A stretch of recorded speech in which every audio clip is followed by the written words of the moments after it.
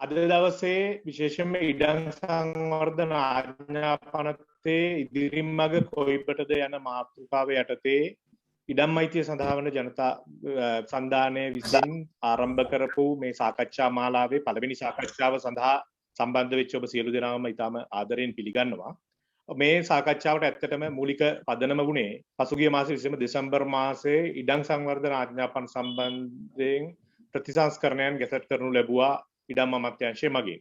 ඉතින් මේ ඉඩම් ගැසට් කරනු ලැබූ ප්‍රතිසංස්කරණය මොනවාද කියන එක සම්බන්ධයෙන් විශේෂයෙන්ම ලංකාවේ ඉඩම් අයිතිය ගැන වැඩ කරන සංවිධාන ඒ වගේම ගොවි ජනතාව සහ ජනතා නියෝජිතයන්ට යම් අදහසක් ඉදිරිපත් කිරීම සඳහා තමයි අපි මේ සාකච්ඡාව ආරම්භ කරන්නේ.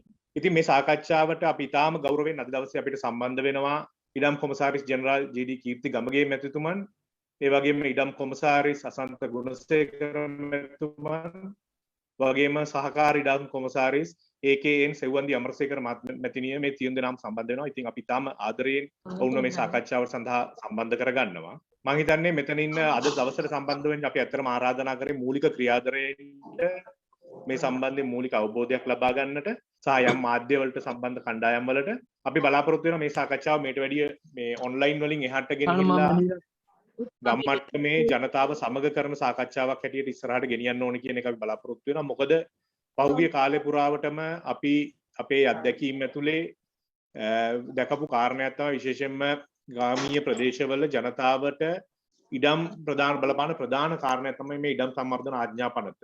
ඉතින් ඒක තුල තියෙන විධිවිධානයන් ඔවුන්ගේ ජීවිත සම්බන්ධයෙන් ඔවුන්ගේ ජීවනෝපායන් සම්බන්ධයෙන් ඉතා අදින් බැඳිලා පැවතුණා.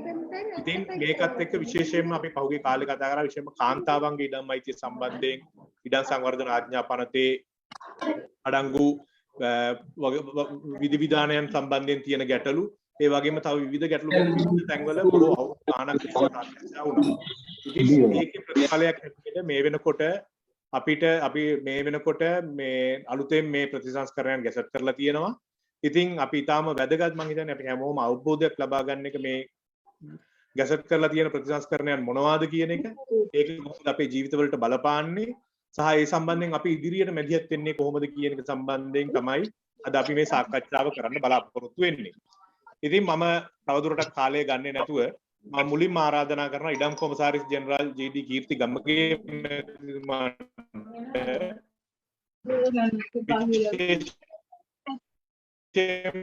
මේ ඉඩම් ප්‍රතිසංස්කරණ ඉඩම් සංවර්ධන ආඥා පනතේ වර්තමානයේ ඉඳලා මේ දක්වා මේ ප්‍රතිසංස්කරණයන්ට ඇත්තටම බලපාපු හේතුව මොකද්ද? ඇයි මේ ප්‍රතිසංස්කරණය හඳුන්වලා දෙන්න මුල් වුණේ කියන පිළිබඳ මූලික අදහසක් අපිට ලබා දෙන්න කියලා. ඇත්තටම මේ පනත සඳහා සංශෝධන ගෙන එන්න හේතුනේ මේ පනත අනවලා ශ්‍රී ලංකාව තුළ ක්‍රියාත්මක වෙන්න පටන් අරන් මේකට අවුරුදු 85කට වඩා වැඩි කාලයක් ගත වෙලා තියෙනවා. ඒ කියන්නේ මේ පනතේ ආරම්භය අපිට නිදහස ලැබෙන්න ගණනාවක කලින් 1935 අවුරුදු 13කට කලින් තමයි මේ පනත. ඒකට අවුරුදු 85ක් කියලා කියන්නේ මම හිතන්නේ තාමත්ම සැලකිය යුතු කාලයක්. මේ සැලකිය යුතු කාලය තුළ සමාජය, ආර්ථිකය ආදී සියලු කාරණාවල අතිවිශාල වෙනස්කමක් ශ්‍රී ලංකා සමාජය තුළ සිදු වෙලා තියෙනවා. ඒ වෙනස්කම් වලට සාපේක්ෂව අපේ මේ ඉඩම් නීතියේ ප්‍රධානතම මූලාශ්‍රයක් තමයි ඉඩම් සංවර්ධන ආඥා පනත. රජයේ ඉඩම් පිළිබඳව තියෙන ප්‍රධාන මූලාශ්‍රයක් තමයි ඉඩම් සංවර්ධන ආඥා පනත. නමුත් ඒ සමාජ ආර්ථික වෙනස්කම් වලට සාපේක්ෂව ඉඩම් සංවර්ධන ආඥා පනත රටේ බහුතරයක් ජනතාවට බලපාන මේ ඉඩම් සංවර්ධන ආඥා පනත වෙනස් වුණේ ඉතාමත්ම මන්දගාමී ස්වරූපේ, බොහොමත්ම හිමින්. වෙනස්කම් නොවුනේ, වෙනස්කම් සිද්ධ වුණා 1969 සහ 1981 දී මීට පෙර සංශෝධන සිද්ධ වෙලා තියෙනවා. නමුත් ඒ සංශෝධන සමග බලනකොට සෑහෙන කාලයක් නැත්නම් උදාහරණයක් විදිහට ගත්තොත් එimhe 1981 ඉඳලා ගත්තත් මේ වෙනකොට අවුරුදු 40කට ආසන්න කාලයක් ගත වෙලා තියෙනවා පනතේ කිසිම සංශෝධනයක් සිද්ධ නොවී. ඇත්තටම මේ සංශෝධන සිද්ධ වෙන සාකච්ඡා වෙන්න පටන් ගත්තේ 1990 වගේ ඉඳලා. ඉතින් අවුරුදු 30ක් විතර සාකච්ඡා වුණා. නමුත් ඒ අවශ්‍ය කරන සංශෝධනයන් සිද්ධ වුණේ නැහැ. ඉතින් මේ විතර ගත්තාම සලකලා බැලුවහම පනත ආරම්භ වෙලා අවුරුදු 80 ගණනක් වෙනවා. පනතේ අවසාන සංශෝධනය සිද්ධ වුණේ මීට අවුරුදු 40 ගණනකට පෙර. මේ සංශෝධන සිදු යුතුයි කියලා සාකච්ඡා වෙන්න පටන් ගන්න දැන් අවුරුදු 30කට වඩා වැඩි කාලයක් ගත වෙලා තියෙනවා. ඉතින් මෙන්න මේ කාල පරාසයන් සැලකිල්ලට ගත්තාම මේක ඉතාමත්ම දිගු කාලයක්. මේ දිගු කාලය තුළ මේ සංශෝධන සිදු යුතුව තිබුණා මේ සමාජයේ ඇතිවෙච්ච වෙනස්කම් එක්ක. අනිත් එක අපි සලකා බලන්නට ඕන තවත් වැදගත් කාරණයක් තියෙනවා. අපි දන්නවා 1977 කියලා කියන්නේ ඉතාමත්ම සම්දිස්ථානයක් අපේ සමාජය සන්දර්භය තුළ නැත්නම් අපේ සමාජ වෙනස් වීම තුළ 1977 කියන්නේ ඉතාමත්ම වැදගත් වර්ෂයක්. ඒ කියන්නේ ආර්ථිකයේ අපේ රට හඳුන්වා දීමත් එක්ක ඉතාමත්ම ශීඝ්‍ර සමාජ සංවර්ධනයක් සිද්ධ වුණා. ඒ ශීඝ්‍ර සමාජ සංවර්ධනයට ගැලපෙන ආකාරයට අපේ ඉඩ නීතිය වෙනස්කමකට භාජනය වෙන්නේ නැහැ. මිනිස් සමාජය බොහොම වේගෙන් ශීඝ්‍රයෙන් ඉදිරියට ගමන් කරත් ඉඩ නීතිය බොහොම හිමිහිට තමයි හිමිහිටවත් වෙනස් වුණේ නැහැ 77න් පස්සේ. ඉතින් මේ දෙක අතර ඉතාමත්ම බරපතල නොගැලපීමක් මේ සමාජ වෙනස් වීම සහ ඉඩ නීතිය වෙනස් වීම අතර ලොකු බරපතල නොගැලපීමක් අපිට දකින්නට ලැබුණා. මෙන්න මේ නිසා සමාජය තුලින් ඉතාමත්ම ප්‍රබල ඉල්ලීමක් නැත්නම් ප්‍රබල හඬගෑමක් ඇති වුණා මේ නීතිය වෙනස් විය යුතුයි කියන කාරණේ. හැබැයි ඒකට සාපේක්ෂව ඒකට එරෙහිව තවත් වෙනත් කාරණා දෙකක් මේක සිද්ධ නොවෙන්න බලපෑවා. ඒක එකක් තමයි අතරම අපි කැමැත්තෙන් හෝ අකමැත්තෙන් පිළිගන්න සිද්ධ වෙනවා. 88 89 කාලේ ඇතිවෙච්ච භීෂණ වාතාවරණය මේ නීතිය සංශෝධනය නොවීමට එහෙම නැත්නම් අපි දන්නවා ඉන්දු ලංකා ගිවිසුමත් එක්ක ඇතිවෙච්ච තත්ත්වය ඉතාමත්ම බරපතල විදිහට මේ නීතිය සංශෝධනය නොවීම සඳහා බලපෑවා. ඒ වගේම බරපතල සීමාකාරී සාධකයන් නිර්මාණය කරන්න හේතු වුණා. උදාහරණයක් විදිහට කියනවා නම් 13 වෙනි අනුකම්ප සංශෝධනය තුළ නීතියක් පැනවුණා මේ නීතිය සම්මත සංශෝධනය කරනවා නම් පළාත් සභාවල සියලුම පළාත් සභාවල එකඟතාවය අවශ්‍යයි කියන කාරණා. මම ඒකයි කිව්වේ 1995 96 වසර වගේ කාලේ ඉඳලා මේ සංශෝධන සියල්ල කෙටුම්පත් කරමින් පැවතුණා. පැවතිච්ච සෑම රජයක්ම මේ සංශෝධන ගෙනීමට උත්සාහ කරා. නමුත් පළාත් සභා ඊට අනුකූලතාවයක් එකඟතාවයක් නොදැක්වීම නිසා මේ සංශෝධන ගෙන එන්න පුළුවන් කමක් ලැබුණේ නැහැ. ඉතින් මෙන්න මේ නිසා සංශෝධන වල දැඩි අවශ්‍යතාවය සමාජයටත් රජයටත් රාජ්‍ය යාන්ත්‍රණයටත් නිලධාරීන්ටත් මේ සියලුම දෙනාට මේ නීතිය පරිහරණය කරන පාවිච්චි කරන හැම දිනාටම මේ නීතිය සංශෝධනය කරන්න අවශ්‍ය වුණාට අපේ රටේ පැවතිච්ච දේශපාලන වාතාවරණය එක්ක මේක සංශෝධනය කරන්න පුළුවන් කමක් ලැබුණේ නැහැ. ඉතින් මෙන්න මේ එක තමයි ඇත්තටම අපේ රටේ පැවතිච්ච යථාර්ථය.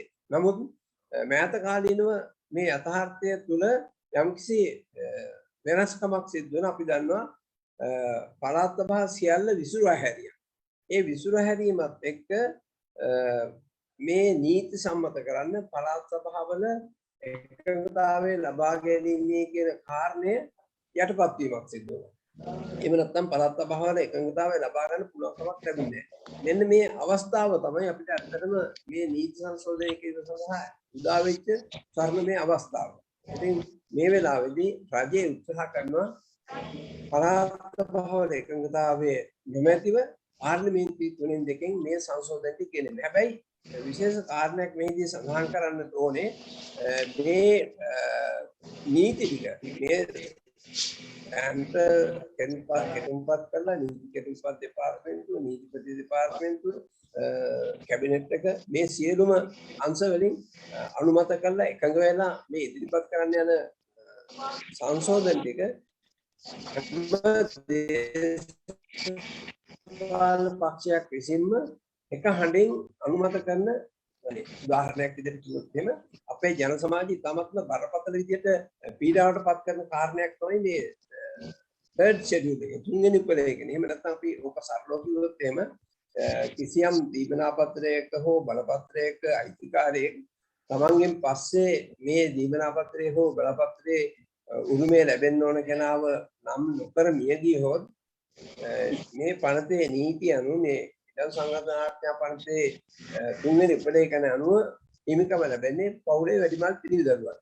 ඉතින් මේක නිසා මේ සමාජය තුළ බොහෝ බරපතල ප්‍රශ්න ගැටලු අර්බුද මතුවලා තියෙනවා. ඉතින් මේ ගැටලු නිලධාරීන්ට යොමු වෙන්නත් පෙර මේ ප්‍රශ්නේ බොහෝම යොමු වෙන්නේ දේශපාලන අධිකාරියට. ඉතින් මේ ප්‍රශ්නේ දේශපාලන අධිකාරියට අහුම්කම් දීලා මේක මේ ප්‍රශ්නේ උන්ට විසඳන්න බැරි තත්ත්වයට පත් වෙන උණු බරපතල මහ ජනතාව පීඩාවට පත් වෙනවා වගේම දේශපාලන අධිකාරියත් බරපතල විදිහට පීඩාවට පත් වෙලා තියෙනවා මේ තුන්වෙනි උපලේඛනයේ ක්‍රියාත්මක වීම නිසා. මේ නිසා මේක සංශෝධනය කළ යුතුයි කියන කාරණයට සියලුම පක්ෂවල දේශපාලන අධිකාරිය එකඟතාවයකට අවිල්ලා තියෙනවා. ඉතින් මේ වෙලාවේ සංශෝධනය කරන්න යන එක ප්‍රධාන කාරණයක් තමයි මේ තුන්වෙනි උපලේඛනයේ තියෙන මේ වැඩිමහල් පිළිදරුවා කියන කතන්දරේ. ඉතින් මෙන්න මේ නිසා මේ සමාජය විසින් දේශපාලන සියලුම දේශපාලන පක්ෂ විසින් නිලධාරී යාන්ත්‍රය විසින් ආදී කොටටි ගත්තහම සියලුම සමාජයේ තියෙන සියලුම අංශ මේ සංශෝධන කීපේ ඉදලා සිටින සංශෝධන කීපයක්. ඉතින් මෙන්න මෙවැනි සංශෝධන තමයි මේ අවස්ථාවේදී මේ උච්චතම අවස්ථාවට සංශෝධනය කිරීම සඳහා කියන උච්චතම අවස්ථාවට වෙන දෙයක්. මම හිතන්නේ මේ සංශෝධන පිළිබඳව අපිට අහන්න දකින්න ලැබුණු මේ පහුගිය කාලය පුරා කිසිම ආයතනයකින් හෝ කිසිම පුද්ගලයෙක් වෙතින් හෝ කිසිම සංවිධානයක් වෙතින් හෝ කිසිම විදිහේ විරෝධතාවයක් ඉදිරිපත් නොවෙච්ච කාරණයක් විදිහට අපිට හඳුනන්න පුළුවන් මේ සංශෝධන කීපය. ඉතින් ඇත්තටම මේක සමාජයේ කාලාන්තරයක් තිස්සේ ඉල්ලා සිටින සංශෝධන කීපයක් විදිහට අපිට හඳුන්වන්න පුළුවන්. මේ දැන් සංවර්ධන ආඥා පනතේ අවුරුදු 80 ගණනක දීර්ඝ ඉතිහාසය තුළ කෙරෙන ඉතාමත් වැදගත්ම සංශෝධනයේ විදිහට අපිට හඳුන්වන්න පුළුවන් මේ මෑතකදී ඉඩම් අමාත්‍යාංශයත් ඉඩම් කොමසාරිස් දෙපාර්තමේන්තුවත් ඒ වගේම විශේෂම ගරු ඉඩම් අමාත්‍යතුමා මේ සම්බන්ධයෙන් විශේෂ උනන්දුවක් දක්වලා මේ සම්බන්ධයෙන් මැදිහත් වෙනවා. ඒ වගේම අපිට ඒ සඳහා විශේෂ සහායක් නීතිපති දෙපාර්තමේන්තුව, නීති කෙටුම්පත් දෙපාර්තමේන්තුව, අමාත්‍ය මණ්ඩලය මේ ආදී විදිහට හැම අංශයකින්ම සහයෝගය ලැබිලා මේ කටයුත්ත මේ වෙනකොට අවසානාත්මක අධීරයට පැමිණලා තියෙනවා. ඉතින් මේ කටයුත්ත තමයි අපි දැන් අවසන් කරන්න සූදානමින් සැදී පැහැදී වෙලා සිටින්නේ. අපි බලාපොරොත්තු වෙනවා, අපි විශ්වාස කරනවා, අපි ප්‍රාර්ථනා කරනවා පාර්ලිමේන්තුවේ මේ සඳහා 3-2 බහුතර බලයකින් මේ සංශෝධන සියල්ල සම්මත වෙයි කියලා. බොහොම ස්තුතියි ඉඩම් කොමසාරිස් ජනරල්තුමන්ට. අපි ඊළඟ වටේදී සාකච්ඡාවේදී නැවත ගැටලු තියෙනවා නම් මම හිතන්නේ ඔබතුමා අපිත් එක්ක යම් වෙලාවක් රැඳී සිටින්න හැකියාවක් තියෙයි. නැවත ගැටලු තියෙනවා නම් අපිට විසඳ ගන්න පුළුවන්. ඊළඟට මම යොමු වෙන්න කැමති ඉඩම් කොමසාරිස් සන්ත ගුණසේකර මැතිතුමන්ට විශේෂයෙන්ම මේ අපේ ඉඩම් කොමසාරිස් ජනරල්තුමන් කිව්වා වගේ මොනවද මේ අඳුන්වලා තියෙන සංශෝධන මොනවද? ඇත්තටම නිශ්චිතව අපිට පැහැදිලි කිරීමක් කරන්න පුළුවන් මොන වගේ සංශෝධන අඳුන්වලා දීලා තියෙන්නේ. ඒ සංශෝධන අඳුන්වා දීමට බලපාපු ප්‍රධාන පදනම මොකක්ද කියන එක ඔබතුමන්ට පොඩ්ඩක් පැහැදිලි කරන්න පුළුවන්. සන්ධ්‍යාවක් සිළුම් දෙනාට ඉඩම් කොමසාරිස් ජනරල්තුමාත් ඊළඟට සඳුන් තුරුගල මහත්මයා ඇතුළු සිළුම් දෙනාගෙන්ම අවසරයි. කිටිම මම මූලික වශයෙන්ම කතා කරොත් එහෙනම් සාරාංශයක් විදිහට ගත්තොත් ඉඩම් සංවර්ධන ආඥා පනත කියන්නේ අපේ රටේ ඉඩම් කළමනාකරණයට භාවිතා කරන ප්‍රධානතම පනත. පනත් කීපයක් අපි භාවිතා කරනවා. ඒ අතරින් භාවිතා කරන ප්‍රධානතම පනත තමයි ඉඩම් සංවර්ධන ආඥා පනත. ඉඩම් කොමසාරිස් ජනරල්තුමා කියපු විදිහට මේක 1935 තමයි සම්මත කරන්නේ. ඒ කියන්නේ අපි නිදහස ලබන්නත් පෙර ආඥා පනතක් විදිහට. එතකොට මේ 35 සම්මත කරගන්න මේ පනතෙන් තමයි ඔයගොල්ලෝ අපි දන්න විදිහට හැමෝම දන්න විදිහට අපේ කෘෂි කර්මාන්තයේ නගා සිටවන්න විශාල පිටුබලයක් ලබා දෙන මේ පනතෙන්. ඩී.එස්. සේනානායක මැතිතුමා තමයි මේ පනත සම්මත කරගන්නේ. එතුමා මේ පනත සම්මත කර ගැනීමෙන් අනතුරුව තමයි ගොවි ජනපද ව්‍යාපාරය ආරම්භ කරන්නේ. එතකොට අපි නිදහස ලබන්න ඉස්සෙල්ලා අපේ කෘෂි කර්මාන්තයේ යම් පසුබෑමකට ලක් වෙලා තිබ්බනම් දැවැන්ත පසුබෑමකට ලක් වෙලා තිබ්බා. එතකොට මේ නැත්තර නැතිලා තිබ්බ කෘෂිකර්මාන්තේ නැවත නගා සිටුවන්නේ එතුමා මුල්ගල තියන්නේ මේ ඉඩම් සංවර්ධන ආඥා පනත සම්මත කරගෙන. එතකොට මේ පනත එවකට අපේ රටේ ඉඩම් බෙදා දීමේ ප්‍රධානතම නීතිය බවට පරිවර්තනය වෙලා තිබ්බා, පත් වෙලා තිබ්බා මේ පනත. අදටත් මේ පනත යටතේ තමයි අපි වැඩිපුරම ඉඩම් බෙදා දීම සිද්ධ කරන්නේ. ඉතින් ඒ නිසා ඒක විය යුතු පරිද්දෙන්ම මේ පනත යටතේ වැඩිපුරම ඉඩම් බෙදා දීලා තියෙන හින්දා විය යුතු පරිද්දෙන්ම වැඩිපුරම ඉඩම් ආරවුල් එන්නේ මේ පනත යටතේමයි. ඒ නිසා මේ ඉඩම් කළමනාකරණයට සම්බන්ධ නිලධාරීන් සියලුම දෙනාට ප්‍රාදේශීය ලේකම්වරුන්ට, පළාත් ඉඩම් කොමසාරිස්වරුන්ට, ඉඩම් කොමසාරිස් ජෙනරාල් දෙපාර්තමේන්තුවේ නිලධාරීන්ට සහ ඉඩම් අමාත්‍යාංශ නිලධාරීන්ට මේ ඉඩම් කළමනාකරණයට සම්බන්ධ වෙලා ඉන්න සියලුම නිලධාරීන්ට තියෙන බරපතල අර්බුදයක් තමයි මේ පනත වර්තමානයට ගැලපෙන විදියට නොමැතිකම. ඉතින් ඒ නිසා ඒකට සංශෝධන අවස්ථා ගණනාවකදීම ගේන උත්සාහ කරා. මම හිතා ඉඩම් කොමසාරිස් ජෙනරාල්තුමා ඒක පැහැදිලි කරා. ඉතිහාසයේ ඉඳන් ඒ කාර්ය කරගන්න මොනතරම් උත්සාහයක් ගත්තද කියන එක.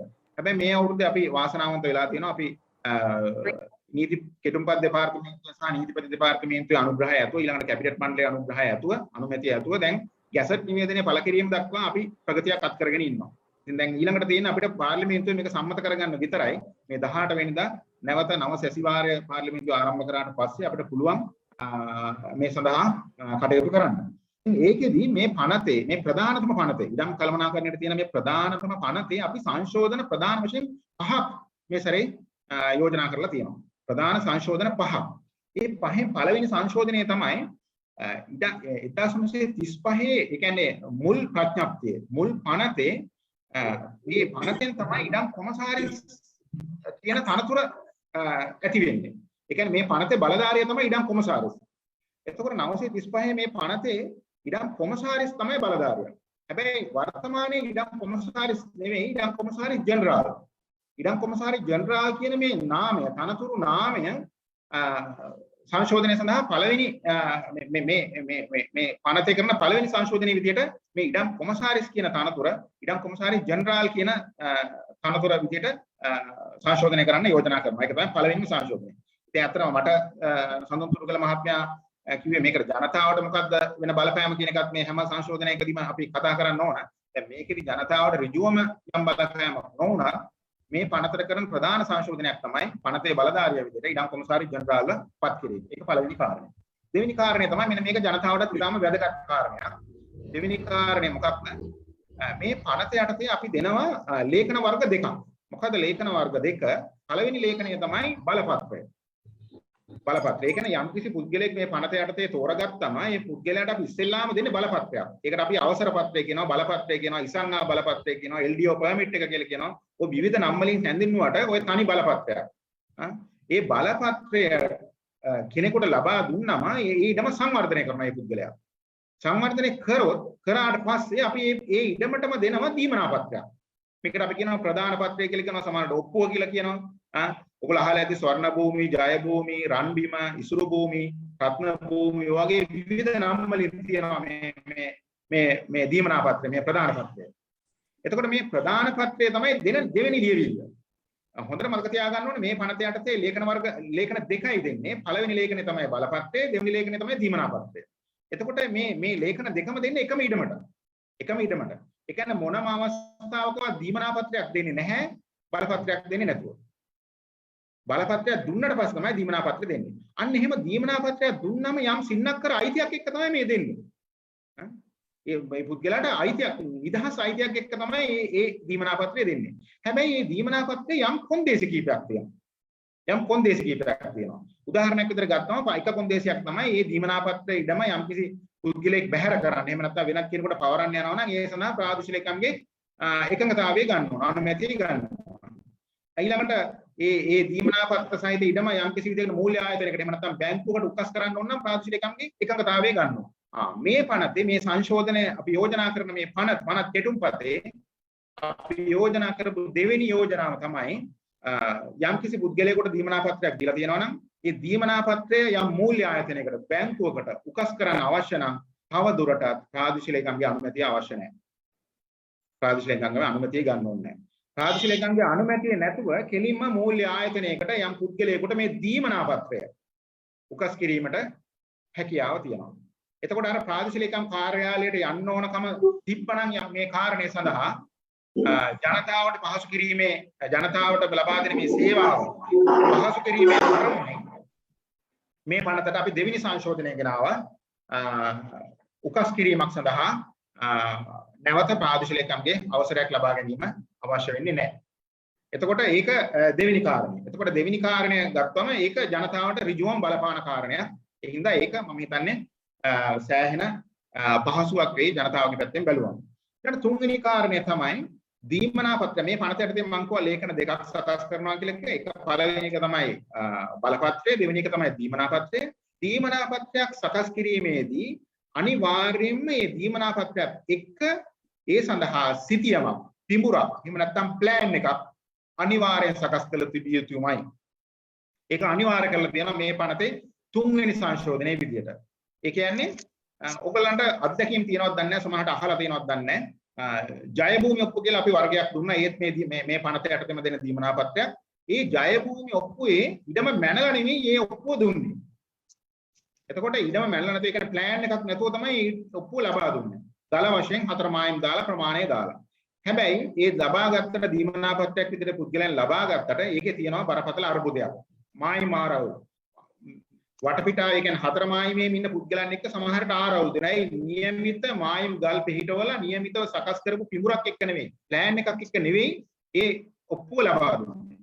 හැබැයි අපි මේ සැරේ සංශෝධනයෙන් තුන්වෙනි සංශෝධනයේ විදිහට මේ සැරේ සංශෝධනයෙන් අපි යෝජනා කරලා තියෙනවා මොනම හේතුවක් නිසාවත් මින් ඉදිරියට දීමනා පත්‍රයක් නිකුත් කළ නොහැකි සිතියමක් නැමැතුව. ඒ කියන්නේ වෙනත් වචන වලින් කිව්වොත් එහෙම මිනින්දෝර දෙපාර්තමේන්තුවෙන් මැනලා මායිම් ගල් පිහිටවලා මායිම් සුරක්ෂිත කරපු ඉඩමකට දීමනා පත්‍රයක් නිකුත් කරනවා ඇරෙන්න මැනපු නැති ඉඩමක් සඳහා මොනම හේතුවක් නිසාවත් දීමනා පත්‍රයක් නිකුත් කරන්නේ නැහැ. ඉතින් ඒක අපි තුන්වෙනි සංශෝධනයේ විදිහට මේ පනතට යෝජනා කරලා තියෙනවා. ඊට හතරවෙනි සංශෝධනය තමයි ඉතාම වැදගත් කාරණයක්. යම් දීමනා පත්‍රයක් නිකුත් කළාට පස්සේ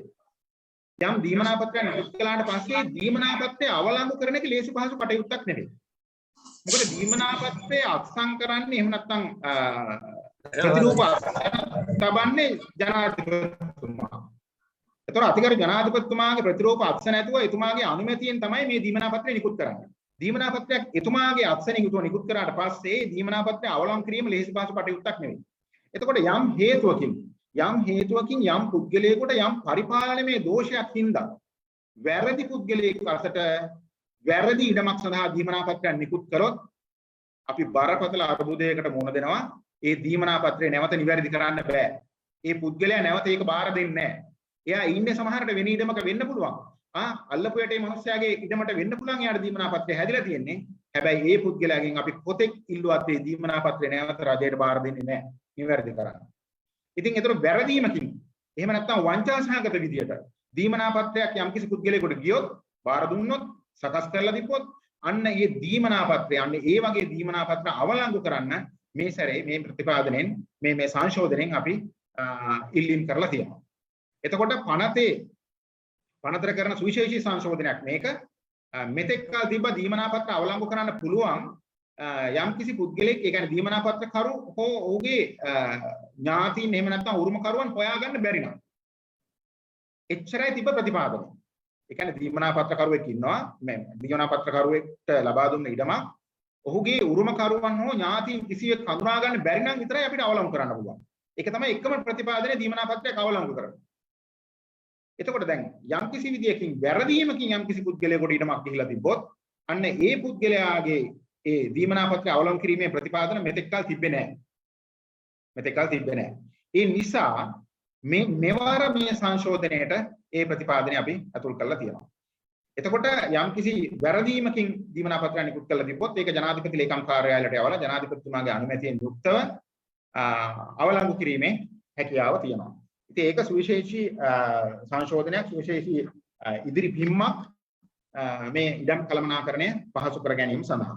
ඊළඟට අවසාන කාරණය, පස්වෙනි කාරණය මම හිතන්නේ ඉඩම් කොමසාරි ජෙනරාල්තුමා විශේෂයෙන්ම සඳහන් කරා රජයේ ඉඩම් ගැන කතා කරොත් එහෙම රජයේ ඉඩම් වල උරුමය ගැන සාමාන්‍ය ජනතාව අතර තියෙන මතය තමයි රජයේ ඉඩම් උරුම වෙන්නේ අම්මගෙන් තාත්තගෙන් පස්සේ වැඩිමල් පුතාටයි කියන එක තමයි සාමාන්‍ය ජනතාව අතර තියෙන මතය. ඒක තමයි තියෙන මතය. හැබැයි ඒ අය බොහෝ විට දන්නේ නැහැ. ඒගොල්ලන්ට පුළුවන් ඇත්තටම උරුම වෙන කෙනා නම් කරලා තියන්නේ කියන එක සමහරට ඒගොල්ලන්ට ලොකු අවබෝධයක් නැහැ. හැමෝම හිතාගෙන ඉන්නේ අමාගෙන් පස්සේ එහෙම නැත්නම් අම්මගෙන් තාත්තගෙන් පස්සේ ඒ ඉඩමේ අයිතිය හිමි වෙන්නේ වැඩිමල් පුතාට කියන එක.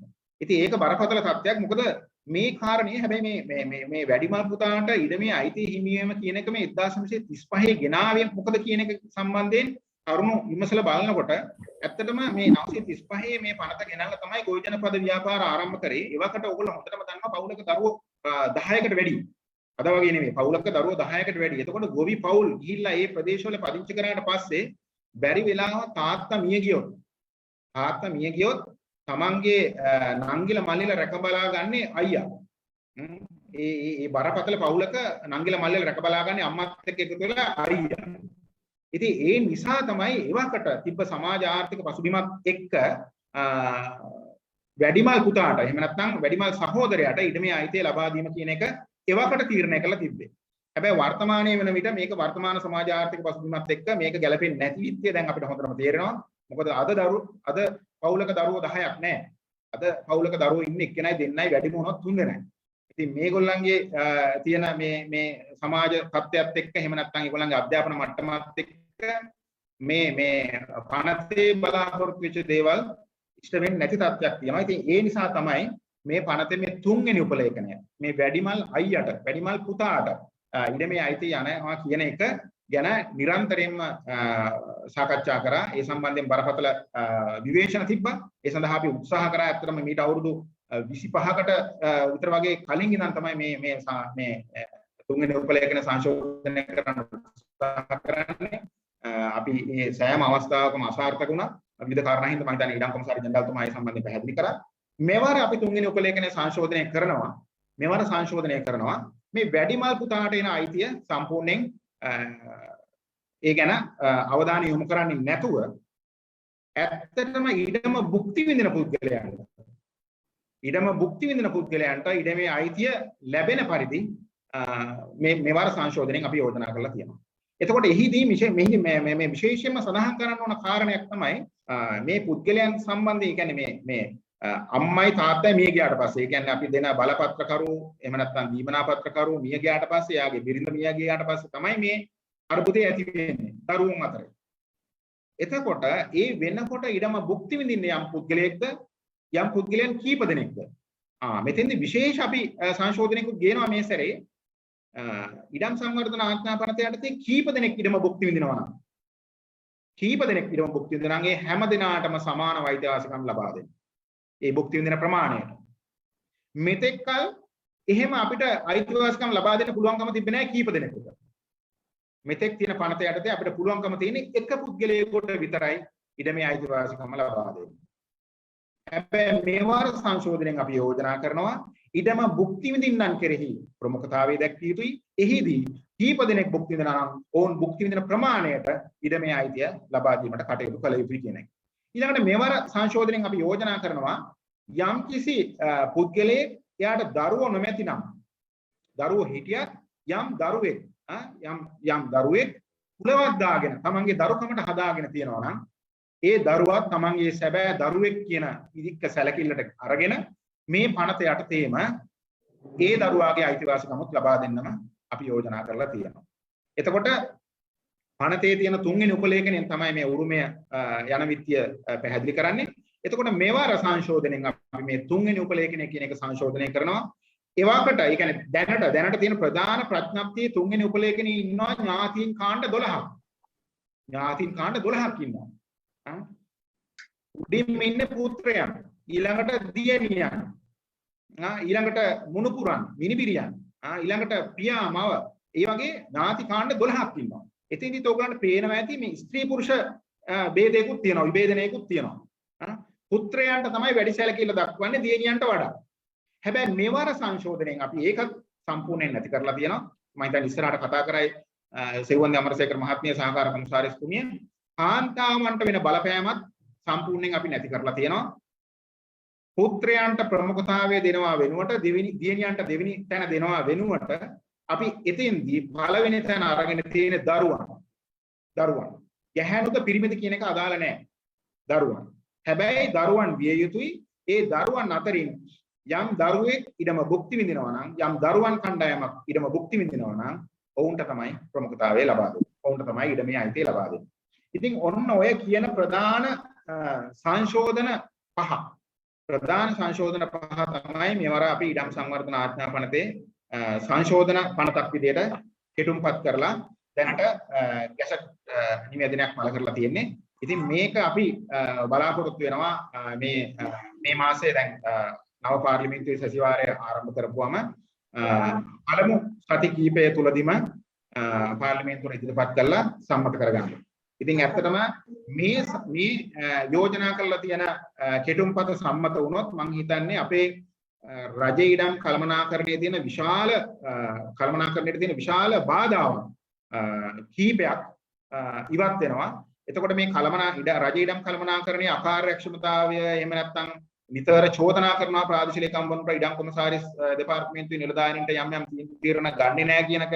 එතකොට මේ තීරණ නොගැනීමට හේතු වෙලා තිබෙත් මේ නීතිය වර්තමානයේ නොගැලපෙන හින්දා. ඒ නිසා ඒ ටික අපිට විසඳගෙන ඉදිරියට පහසුවෙන්ම රාජකාරී කරන්න පුළුවන් වාතාවරණයක් උදා වෙයි කියලා අපි බලාපොරොත්තු වෙනවා මේ පනත සම්මත වුණොත්. ඒ නිසා අපි නිරන්තරයෙන්ම කියන්නේ පාර්ලිමේන්තුවේ ඉන්න ගරු මැති ඇමතිවරුන්ට මතක් කරන් සිටින්නේ මේ සඳහා උපරිම සහයෝගය ලබා දීලා එතුමාලගේ දායකත්වයෙන් මේ පනත සංශෝධනය කර ගැනීමට අවස්ථාවක් සලසන්න කියන එක. මම හිතන්නේ පැහැදිලි ඇති මේ පනතේ තියෙන සංශෝධන ප්‍රධාන පහක් තියෙනවා. පහෙන් හතරක් ඍජුවම ජනතාවට බලපානවා. ඉතින් ඒ ටික තමයි පැහැදිලි කරේ. මම හිතන්නේ යම් අවබෝධයක් ගන්න ඇති. ඒ නිසා මම නැවත ආරාධනා කරනවා සඳුන් තුරුදල මහත්මයාට අපි ඉදිරියේදී යම් සාකච්ඡාවකදී යම් කාරණා මතු වුණොත් ඒ සඳහා අවස්ථාව සලස ගන්න පුළුවන්. බොහොම ස්තුතියි. බොහොම ස්තුතියි ඉඩම් කොමසාරිස් සසන්ත ගුණසේකර මැතිතුමාට. මම හිතන්නේ ඉතාම පැහැදිලි මොනවද යෝජනා කරන ප්‍රතිසංස්කරණයන් සහ ප්‍රතිසංස්කරණයන් වල තියෙන බලපෑම් මොනවද කියන කාරණේ ගැන අපිට ඊළඟ සාකච්ඡාවටදී නැවතත් අවස්ථාව තියෙනවා මේ සම්බන්ධයෙන් වැඩිපුර සාකච්ඡාවක් ගෙනියන්නට. මම පොඩි මතක් කිරීම දෙකක්. එකක් අපි මේ වෙනකොට සහභාගිකයන් සංඛ්‍යාව 99ක් 100ක් ඉන්නේ මේ අපේ මේ පැකේජ් එක අනුව 100කට වඩා ඇතුල් කරගන්න බෑ අපිට. ඒ නිසා කව හරි සම්බන්ධ වෙන්න බැරි නම් හැමෝටම කියන්නේ අපි Facebook මෙතන අපේ chat එකේ තියෙනවා link එක දාලා Facebook එක හරහා විශේෂම ඉඩම් සඳහාවන ජනතා සන්ධානයේ Facebook පිටුව හරහා මේ වෙනකොට මේක live අපි ප්‍රචාරය කරනවා. ඒ නිසා ඕන කෙනෙකුට Facebook පිටුව හරහා සම්බන්ධ වෙන්න පුළුවන් මේ සාකච්ඡාවට. ඒකෙදි ප්‍රශ්න අහන්න පුළුවන්. ප්‍රශ්න chat එකේ ඇතුලේ ප්‍රශ්න යොමු කරන්න පුළුවන්. මම ආදරෙන් ඉල්ලා සිටින හැමෝගෙම mic එක mute කරලා තියාගන්න අපේ සාකච්ඡාවට බාධාවක් නොවන විදිහට කියලා. ඊළඟට අපි ඊළඟ සාකච්ඡාවට යොමු වෙන්න කැමැති විශේෂයෙන්ම අපෙන් ආරාධනා කරනවා ඉතාම ආදරෙන් සහකාර ඉඩම් කොමසාරිස් සෙව්වන්දි අමරසේකර මහත්මියට විශේෂයෙන්ම ඉඩම් සංවර්ධන ආඥා පනත ගැන පහුගිය කාලේ කතා වෙනකොට කතා වෙච්ච ප්‍රධාන කාරණය තමයි මේකේ තිබෙන කාන්තාවන්ට වෙනස් කොට සැලකීම සඳහා වන ප්‍රතිපාදනයන් සම්බන්ධයෙන්. ඉතින් ඉඩම් කොමසාරිස් ජෙනරාල්තුමත් ඉඩම් කොමසාරිස්තුමත් මතු කර පරිදි මේ වෙනකොට යම් උත්සාහයක් අරගෙන තියෙනවා මේ අලුත් සංශෝධනය නරා මේක සංශෝධනය කරන්න. ඉතින් සෙවන්දි අමරසේකර මහත්මියගෙන් අපි අහන්න කැමති කොහොමද ඇත්තටම මේ කාන්තාවන්ට ගේ ඉඩම් අයිතිය තහවුරු කිරීම සඳහා මේ වර්තමාන යෝජනා කරලා තියෙන ඉඩම් සංවර්ධන ආඥා පනතේ ප්‍රතිසංස්කරණයන් කොහොමද දායක වෙන්නේ කියන එක සම්බන්ධයෙන් ඔබතුමියගේ අදහස් ඉදිරිපත් කරන්න. බොහොම ස්තුතියි. සුබ සන්ධ්‍යාවක් සියලුම දෙනාට. ඉඩම් කොමසාරිස් ජෙනරාල්තුමා අසන්ත ගුණසේකර සර් ඒ වගේම සඳුන් තුඩගල මහත්තයා ඇතුළු LST එක නියෝජනය කරන සියලුම නිලධාරීන් සහ මෙතන සම්බන්ධ වෙලා ඉන්න සියලුම රජයේ නිලධාරීන් සහ අනිකුත් සංවිධානවල නිලධාරීන් සියලු දෙනාගෙන්ම අවසරයි. ඇත්තටම අපි මීට කලිනුත් මේ සම්බන්ධයෙන් සාකච්ඡා කරා. මොකද්ද මේ ඉඩම් සංවර්ධන ආඥා පනතේ කාන්තාවන්ට වෙනස් කොට සැලකීම කියන කාරණය සම්බන්ධයෙන්. ඇත්තටම අපි මුලින්ම බලමු ඉඩම් සංවර්ධන ආඥා පනත ගැන කතා කරද්දී මේ කාන්තාව කියන සංකල්පය ඉස්මතු වෙන්නේ කියන එක.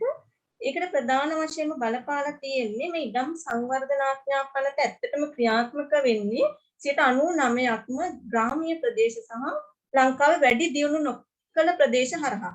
ඒ කියන්නේ මේ දියුණු කළ සහ නාගරික ප්‍රදේශවලට ඉඩම් සංවර්ධන ආඥා පනත ක්‍රියාත්මක වෙනවා ඉතාමත් අඩුයි. එතන මේ ග්‍රාමීය කාන්තාව ග්‍රාමීය ප්‍රදේශවල මේ කුෂිකාර්මික කටයුතු වල නිරත සමාජයක් තුළ මේ කාන්තාවට තියෙන සමාජ තත්ත්වය ගැන බලද්දී ඒකට ගොඩක් අය ගොඩ සමාජ මතයක් තියෙනවා මේ ඉඩම් අයිතිය කාන්තාවන්ට අහිමිවීමක් වෙලා තියෙනවා මේ ඉඩම් අයිතිය අහිමිවීම මත මේ කාන්තාව ග්‍රාමීය සමාජයේ කාන්තාව විශාල අර්බුදයකට මුහුණ දීලා තියෙනවා කියන කාරණය.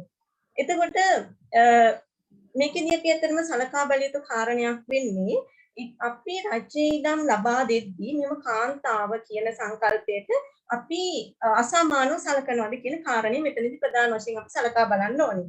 ඒක අපි ඉස්සරහ දිගින් දිගටම සාකච්ඡා කරා මේ කාරණේ සම්බන්ධයෙන්. ඇත්තටම අපි ඉඩම් සංවර්ධන ආඥා පනත හෝ වේවා රජයේ ඉඩම් ආඥා පනත හෝ වේවා කිසිම පනතකින් අපි මූලික වශයෙන් ඉඩම් බෙදා දෙද්දී කාන්තාව වෙනස් කොට සලකලා නැහැ. ඒක අපි මෙතනදී ඇත්තටම සඳහන් කරන්න ඕනේ. මොකද අපේ මේ අසන්තසයික වගේ මේ පනතට සිදු කළ තියෙන කිසිම සංශෝධනයකදී කාන්තාවට ප්‍රමුඛතාවය දී යුතුයි කියන එක අපි එහෙම සංකල්පයක් මතු කරලා නැහැ. මොකද මේ අපේ දැනට තියෙන අනපනත් වලින් කාන්තාවට ඉඩම් බෙදා දෙද්දී කාන්තාවට ඉඩම් අයිතිවාසිකම් දෙද්දී කිසිම අසමානතාවයක් සිද්ධ කරලා නැහැ. ඒ කියන්නේ අපි ඉඩම් බෙදා දීමක් කරද්දී ඕනම ලංකාවේ පුරවැසියෙක්ට පුළුවන් රජයේ ඉඩමක් සම්බන්ධයෙන් ඉල්ලීමක් කරන්න. එයා කාන්තාවක්ද පුරුෂයෙක්ද කියන එක ඇත්තටම අදාළ නැහැ. ඒ ඉල්ලීම කරන පුද්ගලයා විධිමත් අත්දැකීමකට කරනවා. එහෙම තෝරා ගැනීමට ලක් කරලා එයාට අපි ඉඩමක් ලබා දෙනවා. මෙතන ඇත්තටම අපේ රටේ ඉඩම් අයිතිය දැනට අපි බලපත්‍ර දීමනාපත්‍ර වලින් පැහැර කරලා තියෙන ඉඩම් අයිතිය ගැන බලද්දී 40% පමණම ඉඩම් අයිතිවාසිකම් අපි කාන්තාවන්ට ලබා දීලා තියෙනවා. එතකොට මේ කාන්තාවන්ට අසමානව සැලකීමක් සිද්ධ වෙලා නැහැ ඇත්තටම. ඒ වගේම තමයි අපි දන්නවා අපේ මේ ග්‍රාමීය සමාජයට යද්දී අපේ නාගරික සමාජයේ වගේ නෙමෙයි කාන්තාව පවුලේ ආර්ථිකයේ වශයෙන් උත් ඒ කියන්නේ ගොවිතැන් කටයුතු වලට දක්වන දායකත්වය පවුලේ දරුවන් බලා ගැනීමට දක්වන දායකත්වය විශාල වශයෙන් තියෙනවා. ඒ කියන්නේ කුෂිකාර්මික කටයුතු වලට තමන්ගේ කලත්‍රයත් එක්ක සමසමව දායකත්වය මේ කාන්තාව ලබා දෙනවා. හැබැයි මේ කාන්තාවට සමාජය තුළ අර වටිනාකමක් ලැබෙන එක ඉතාමත් අඩු වෙලා තියෙනවා. මේ තත්ත්වයට තමයි මේ කාන්තාවන්ගේ ඉඩම් අයිතිය ගැන ප්‍රධාන වශයෙන් සාකච්ඡා කිරීම ආරම්භ වෙන්නේ. එතකොට ඇත්තටම අපේ සමාජයේ දැන් ග්‍රාමීය කාන්තාව ගොඩක් පරිත්‍යාගශීලී. ඇත්තටම දැන් අපි ඉඩමක් අයිතියක් ගන්න ප්‍රැස්සීම් තියෙනවා. පරීක්ෂණ වලට යන්න ඕන. මේ හැම දෙයකම යනවා මේ කාන්තාව තමයි යන්නේ. සමිතියට යන්නේ කාන්තාව. එතකොට පරීක්ෂණයට යන්නේ කාන්තාව. හැබැයි යා ගිහිල්ලා ඇප්ලිකේෂන් එකක් දෙන්න කියන ඉඩමක් දෙන්න. අපේ මේ ග්‍රාමීය කාන්තාව මොකද කරන්නේ? මේ ඉඩම ඇප්ලිකේෂන් එකට දෙන්නේ තමන්ගේ කලප්ටරගේ නම, ස්වාමි පුරුෂයාගේ නම. එතකොට ඉඩම් අයිතිය අපි ඉඩම දැන් ඇප්ලිකේෂන් එක දෙන කෙනාට තමයි ඒ නමින් තමයි අපි ගොඩක් වෙලාවට ඉඩම් අයිතිය ලබා දෙන්නේ. යාව තමයි ඊළඟට පරීක්ෂණ වලට කැඳවන්නේ. එතකොට මේ හේතුව නිසා ගොඩක් වෙලාවට අයත් අතීතයේදී 75 ගත්තොත් එimhe 75 80ක් විතර ඉඩම් හිමිකම පුරුෂයන් වෙත ගියා. මේ අපේ අනපනත් වල තියෙන තත්ත්වයක් නිසා නෙමෙයි ඇත්තටම මේ සමාජ තත්ත්වය අපේ රටේ තියෙන මේ පීතෘ මූලික සමාජ තත්ත්වයේ හේතු කොටගෙන තමයි ඒ තත්ත්වයන් ඇති වෙලා තියෙන්නේ. හැබැයි වර්තමානයේ විද්දී ඒ තත්ත්වයක් ගොඩාක් දුරට මගහැරිලා තියෙනවා. කාන්තාව ඉඩම් අයිතිය ලබා ගැනීම ඉඳන් ඒ සියලුම දේවල් වලට ඍජුවම දායකත්වය ලබා දීලා වර්තමානයේදී 40%කටත් වඩා වැඩි ප්‍රමාණයක් කාන්තාවන්ට අපි ඉඩම් අයිතිය ලබා දීලා තියෙනවා. එතකොට මේ අපේ සමාජයේ තියෙන තව මතයක් තමයි අපි මේ රජයේ ඉඩම් සංවර්ධන ආඥා පනත යටතේ රජයේ ඉඩම් බෙදා දීලා තියෙනවා බොබි ජනතාව වෙත ඒ වගේම අඩු ආදායම් ලාභී ජනතාව වෙත. එතකොට මේ ජනතාවගෙන් මේ ඉඩම් පුරුෂාධිපත්‍යයට යොමු වුණු පනතක් විදිහට සමාජගත වෙලා තියෙන්නේ ඇත්තටම මේ පනතේ තිබ්බර අසන්තසේකවා වගේ අම්මයි දීමනාපත්‍ර කරු කලත්‍රයා මිය ගියාම මේ ඉඩම් වලයි තියෙන්නේ පවුලේ වැඩිමල් පිරිමි දරුවා කියන සංකල්පයට. එතකොට ඇත්තටම පවුලේ අපි ඉස්සර අපේ ඉඩම් සංවර්ධන ආඥා පනතේ මේ දක්වා සංශෝධනය ගෙනීමට පෙර මේ දක්වාම ක්‍රියාත්මක වෙන්නේ උරුමේ යන්නේ දැන් අසන්තසේක වගේ දීමනාපත්‍ර කරුට හරි බලපත්‍ර කරුට හරි පුළුවන් මේ ඉඩම් වලට තමන්ගේ උරුමේ එන්නේ කාටද? තමන්ගෙන් පස්සේ මේ ඉඩම් වල අයිති යායුත්තේ කාවද කියන එක නම් කරලා තියන්න. හැබැයි ගොඩක් අසන්තසෙක්වා වගේම සමාජය තුළ දැනුවත් භාවයක් නැහැ. මෙහෙම නම් කරලා තියන්න පුළුවන් කියන එක. ඒ නිසා මේ සමාජයේ මතයක් තියෙනවා සමාජගත වෙලා තියෙන සංකල්පය තමයි මරුණට පස්සේ ඉතින් මේ අයිති යන්නේ පිරිමි කට්ටියට. පවුලේ වැඩිමල් පිරිමි දරුවට තමයි යන්නේ. මොකද මේ පනතේ තිබ්බේ දරුවෝ ඉන්න තැන තිබ්බ ඉස්සෙල්ලාම පුත්‍රයා. ඊළඟට දියණියක්. අපි හිතමු ඊළඟට මුණුබුරන් මුණිබිරියන් අර ඒ හැම සමාජ කැටගරි එකම තාත්තා මාව පියා මාව සහෝදරයා සහෝදරිය ඒ වගේ ප්‍රමුඛතාවයේ දීලා තිබ්බේ ඕනම කැටගරි එකකින් පුරුෂ කොටාසෙට. ඒ නිසා තමයි මේ සමාජයේ කිව්වේ මේ පනත ඇත්තටම ස්ත්‍රීන්ට කාන්තාවන්ට විවිධ කොට සැලකෙන පනතක් විදිහට සමාජගත වෙලා තිබුණේ. ඒ නිසා තමයි අපි වර්තමාන අසන්තසෙක්වා වගේම වර්තමාන සංශෝධනයේට මේ ස්ත්‍රී පුරුෂ විභේදනය අපේ පනතේ තිබ්බ මේ ස්ත්‍රී පුරුෂ විභේදනය අයින් කරලා ඒකට අපි සමතත්වයක් කාන්තාවට පුරුෂයාට සමතත්වයක් ගෙන තත්වයක් ඇති කරේ. එතකොට දැන් වර්තමාන සංශෝධනයේදී තියෙන්නේ පුත්‍රයන් දියණියන් කියන එක වෙනුවට ළමයින් කියන එක. ඒ කියන්නේ අපි මෙතනදී පුත්‍රයන් දියණියන් කියලා එක වෙනස් කරලා තියෙනවා ළමයින් කියලා. එතකොට මෙතන ඕනෑම දරුවෙක් පවුලේ වැඩිමල් දරුවා වෙන්න පුළුවන් කාන්තාවක්. අක්කා වෙන්න පුළුවන් පවුලේ වැඩිමල් කෙනා. එයාට ඉඩමේ අයිතිය සාරෝපණය වෙනවා.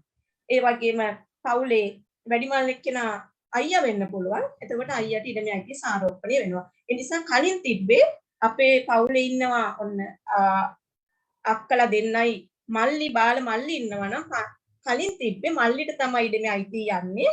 එතකොට අක්කලා දෙන්න පවුලේ වැඩිමලා වුණත් එයාලට අයිතිවාසිකමක් හිමි වෙන්නේ නැහැ.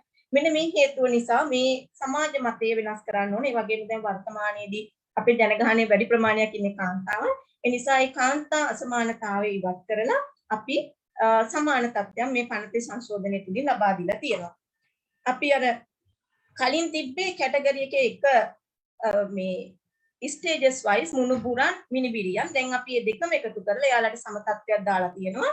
එතකොට එතනදී එකම කාණ්ඩයේ කීප දෙනෙක් ඉන්නවා නම් එතන වැඩිමල් කෙනාට තමයි අයිති යන්නේ. යා ස්ත්‍රියද පුරුෂයෙක්ද කියන එක අදාළ නැහැ. එතකොට මේ සංශෝධනයන් අපි වර්තමානයේදී පනතට ඇතුළත් කරලා තියෙනවා.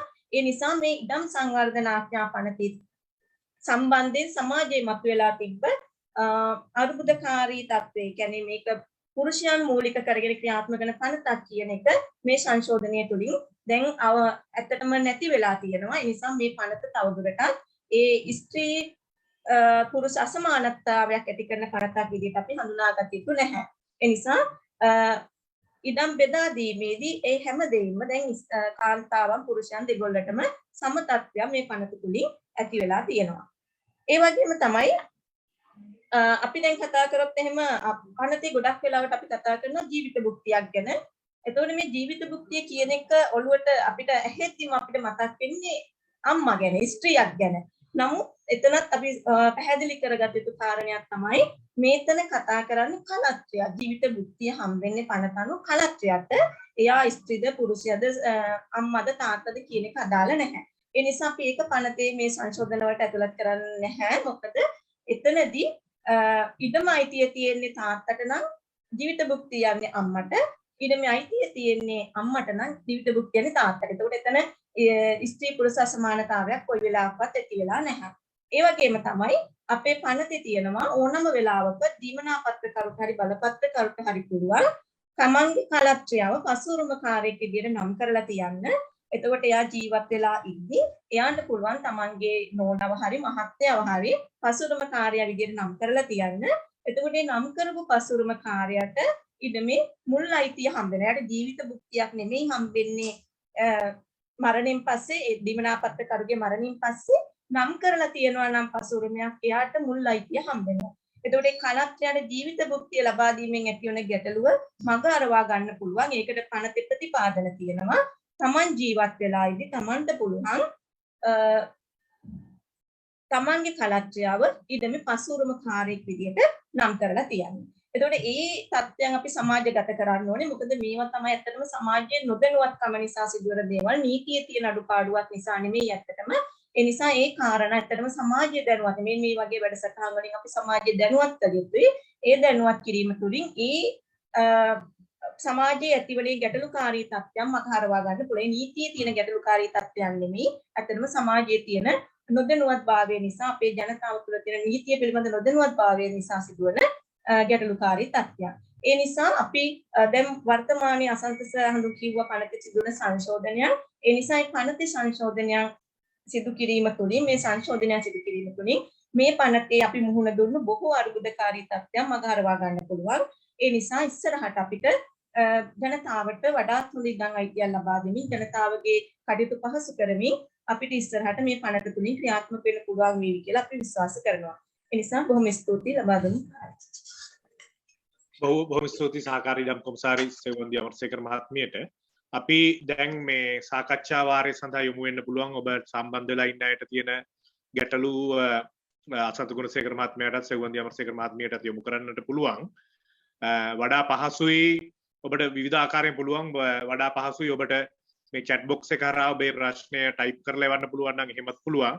ඒ වගේම Facebook හරහා බලාගෙන ඉන්න අයට Facebook chat එකේ තමන්ගේ ප්‍රශ්න යොමු කරන්න පුළුවන්. ඒ වගේම ප්‍රශ්න අහන්න අවශ්‍ය නම් අත උස්සන්න අර මේ raise hand option එක පාවිච්චි කරන්න පුළුවන්. ඒක හරහා ඊට පස්සේ අපි අවස්ථාව ලබා දෙන්නම් ප්‍රශ්න යොමු කරන්න. ඔය ඔක්කොම කරදර නම් නිකම්ම මයික් එක අන්මියුට් කරලා ප්‍රශ්න ඇහුවොත් කමක් නැහැ. හැබැයි අනිත් අයට මේ අවස්ථාවන්ට බාධා නොකරන විදිහට අපිට පැය භාගයක් වගේ තියෙනවා සාකච්ඡාව සඳහා. ඉඳලා තමන්ගේ ප්‍රශ්නේ කෙටියෙන් ඉදිරිපත් කරන්න කියලා මම ඉල්ලා සිටිනවා. මම දැනට ප්‍රශ්න දෙක තුනක් ඇවිල්ලා තියෙනවා. මම මේ ටික යොමු කරන්න අසන්තමතු ගුණසේකර මහත්මයාටත් සෙව්වන්දි අමරසේකර මහත්මියටත්. පළවෙනි ප්‍රශ්නයක් ඇවිල්ලා තියෙනවා අපේ chat box එක ඇතුලේ මෙම පනතේ ප්‍රතිපාදන දැනට අධිකරණවල පවතින ඉඩම් මාරවුල් සම්බන්ධ නඩු වලට අදාළ වෙන්නේ කොහොමද කියලා. විශේෂයෙන්ම දැනටමත් අපි දන්නවා විශාල නඩු ප්‍රමාණයක් තිබෙනවා මේ සම්බන්ධයෙන්.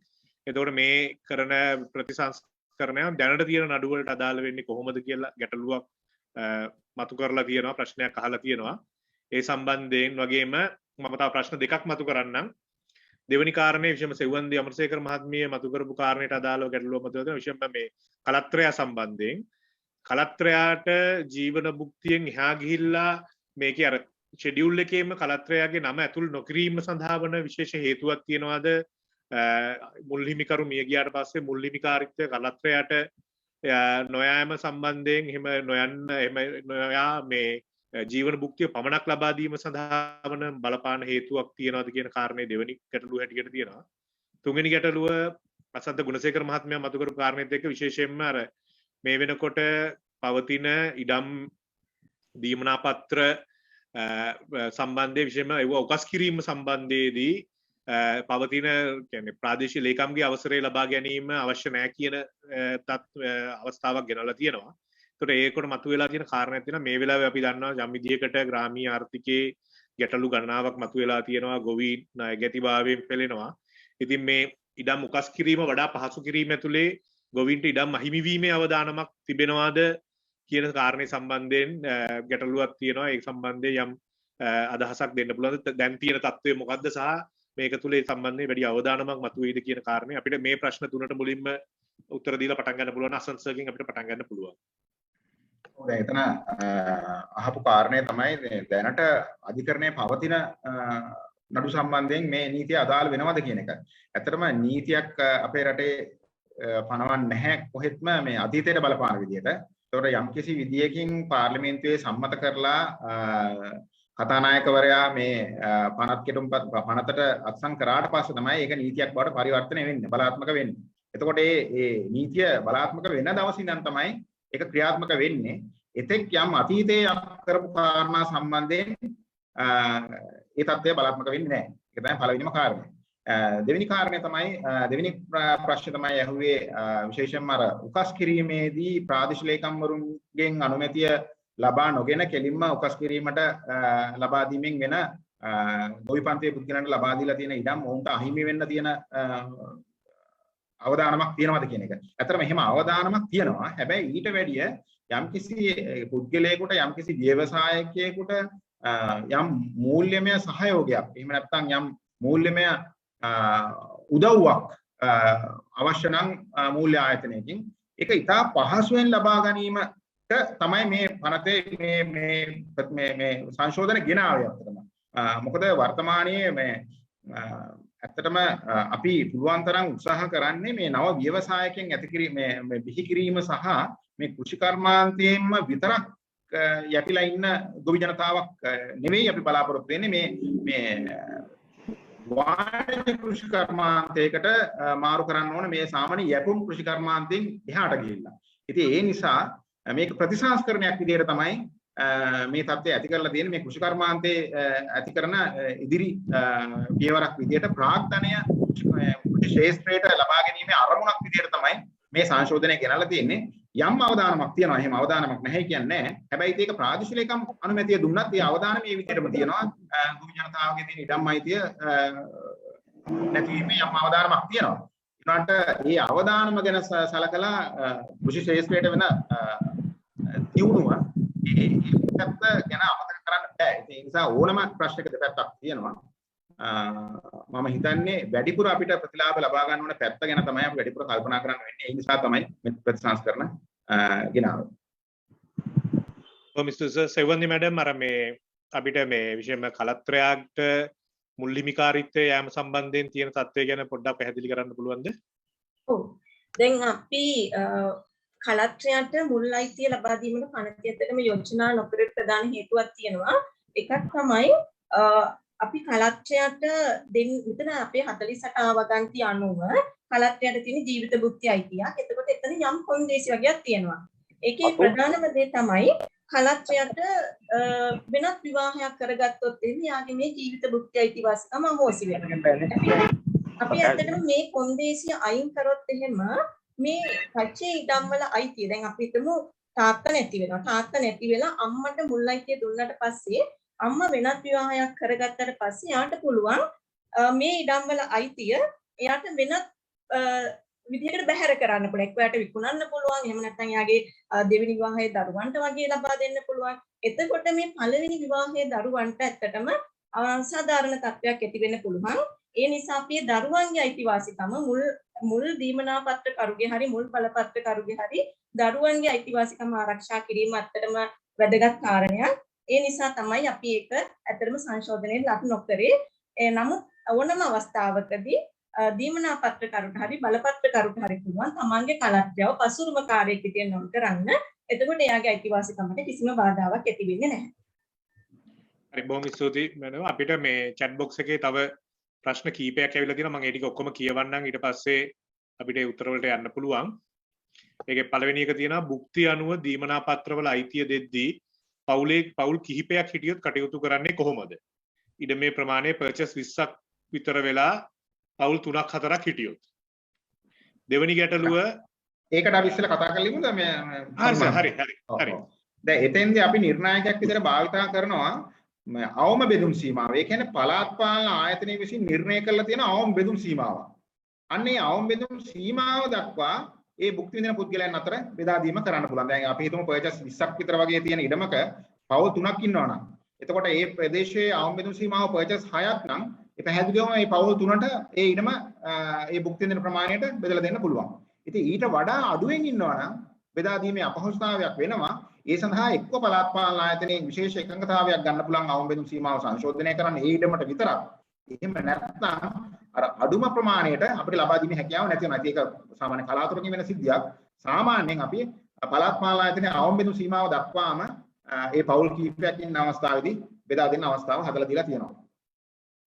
හරි ඊළඟ ප්‍රශ්නේ තියෙන්නේ පැරණි දීමනා පත්‍රවල අවම අනුබෙදුම් ප්‍රමාණය විශේෂයෙන් කුඹුරු ඉඩම් වල බෙදීමේ සීමාව හා බෙදීමට නොහැකි භාවය නැති කර ගැනීමට හැකියාවක් නොමැතිද කියන කාරණේ. ඒක මම උත්තර දෙන්නද ඒකත්?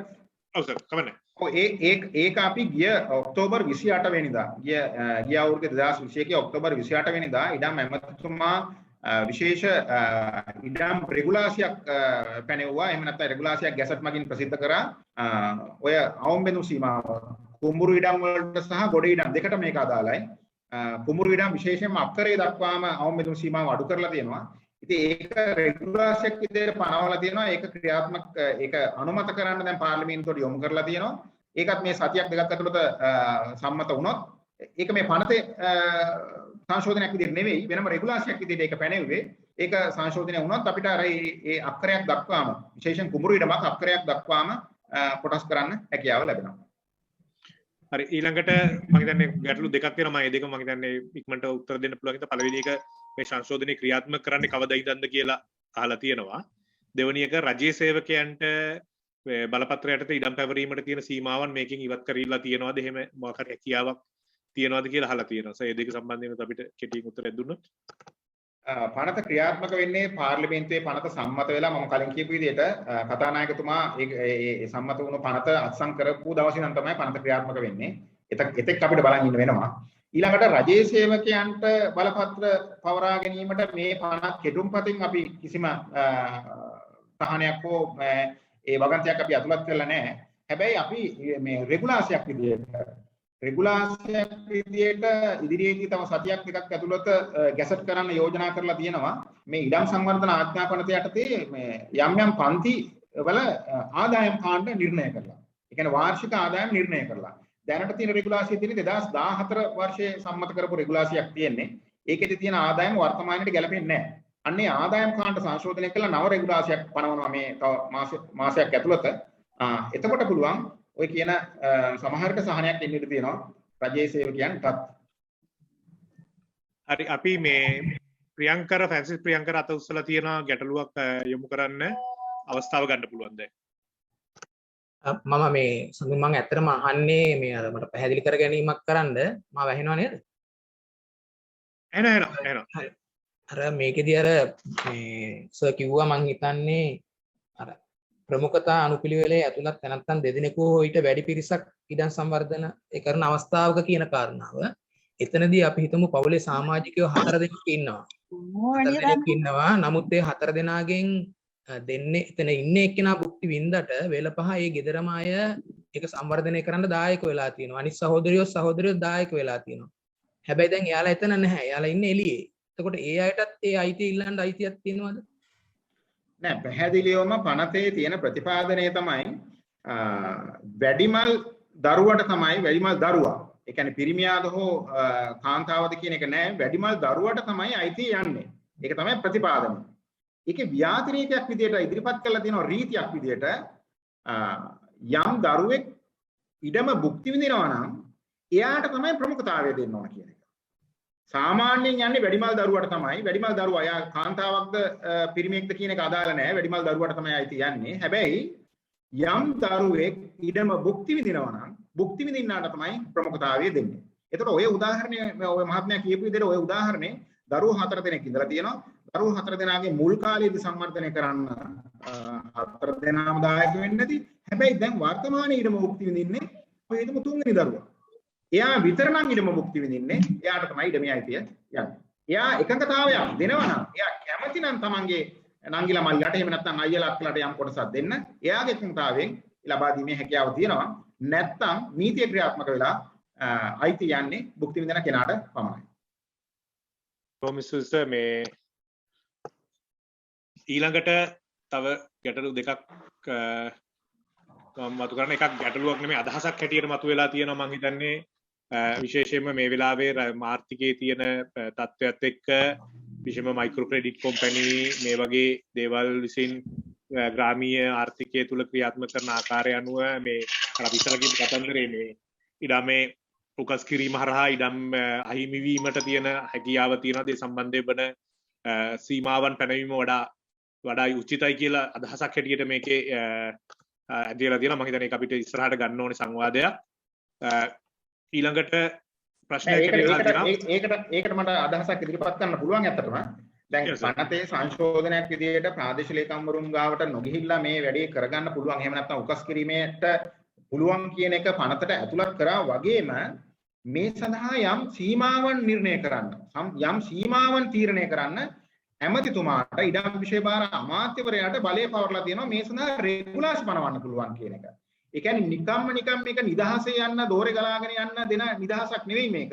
මේ සඳහා ඉදිරියේදී මේ පනත සම්මත වුණු වහාම ඉඩම් අමාත්‍යවරයාට පුළුවන් රෙගුලාසි පනවලා මේකේ යම් සීමාවල් ඇති කරන්න. ඒ කියන්නේ මේ පනතේ යෝජනාවෙම තියෙනවා උකස් කිරීම සඳහා ප්‍රාදේශීය ලේකම්වරුන් ගාවට නොගිහිලා කරගන්න පුළුවන් වගේම ඒ සඳහා සීමාවන් පනවන්න රෙගුලාසි පනවන්න ඇමතිවරයාට බලය දීලා තියෙනවා. ඒතර මේ කාරණා දෙකම මේ වගන්තියෙන් සිද්ධ වෙනවා. ඔව් තව ගැටලුවක් ඒකෙන් දැන් යම් විදියකට මේ බලපත්‍ර ඉඩමක් උකස් කරලා බැංකුවට සින්න වුණොත් ඊට පස්සේ බැංකුවට හැකියාව තියනවාද ඒක නැවත පිටායට විකුණන්න නැත්නම් නැවතත් අර පරණ විදියටමද කොහොමද බැංකුව ඊට පස්සේ ඊටම සම්බන්ධයෙන් බැංකුවට ඇති වෙන හැකියාව කොහොමද? නෑ වර්තමානයේ දැන් තියෙන පනතේ ප්‍රධාන ප්‍රඥාප්තියේ දැන් ප්‍රාදේශීය ලේකම්ගේ අනුමැතියක් අරගෙන යම්කිසි පුද්ගලයෙක් බැංකුවට ඉඩමක් උකස් කරාට පස්සේ ඒ ඉඩම සින්න වුණොත් බැංකුවට පුළුවන් ප්‍රාදේශීය ලේකම්ගේ අනුමැතියෙන් ඒ ඉඩම වෙන්දේසි කරන්න. ඒතර වෙන්දේසි කරනකොට ඒ වෙන්දේසියෙන් ගන්න කෙනා ගොවි පන්තියේ කෙනෙක් නොවෙන්න පුළුවන්. හැබැයි එයාට ඒ ඉඩම ලබා ගැනීමේ හැකියාව තියෙනවා. හැබැයි අර ඉඩමට අදාළ කොන්දේසි ටිකත් එක්ක තමයි එයා කටයුතු කරන්නේ. ඉතින් ඒක නිසා වර්තමාන නීතියේත් ඒක ඒ විදිහටම තියෙනවා. ඒකෙන්ද ඒකේ වෙනසක් වෙන්නේ නැහැ. හරි බොහොම ස්තුතියි. ඊළඟට මේ අපිට ගැටලු දෙකක් තියෙනවා. ඔබතුමාගේ කාලය කොහොමද? දැන් අපි 4යි කාල කියලා කිව්ව ඉවර වෙන්න කොහොමද දන්නේ මේ 4යි කාලට යන්න අවශ්‍යයිද? අපි පුළුවන් තරම් උත්සාහ කරන්න දැනුවත් කරන්න ඉතින් මේ අවස්ථාවක් කරගමු ඒක. හරි සර් බොහොම ස්තුතියි.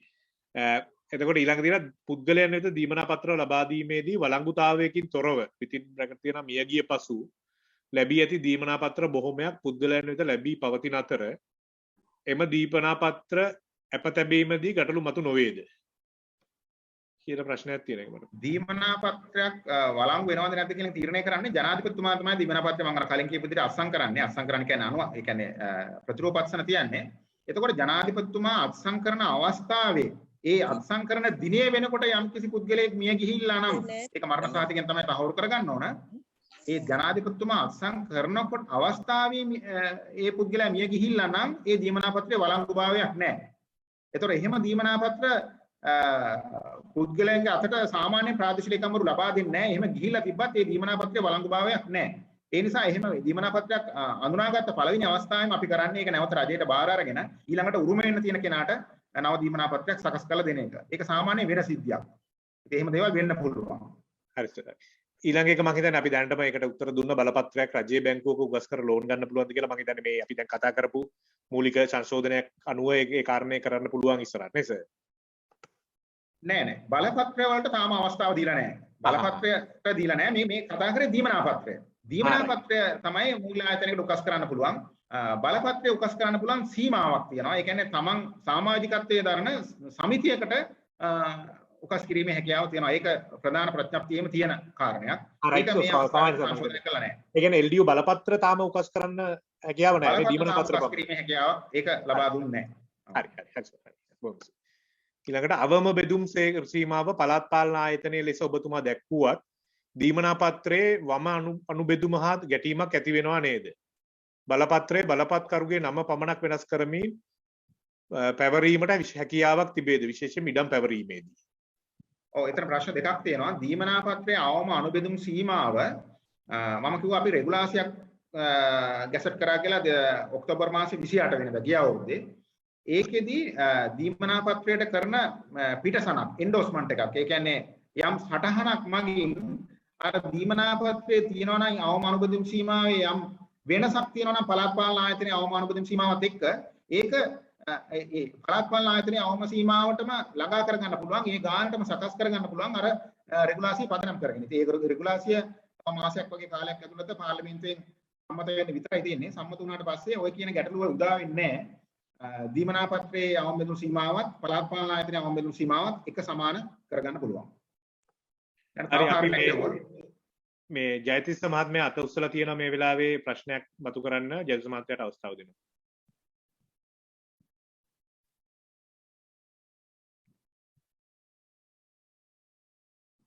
ජයතිස්ස මහත්මයා අපිට ඇහෙන්නේ නැහැ. මියුට් කරලා තියෙන මයික් එක.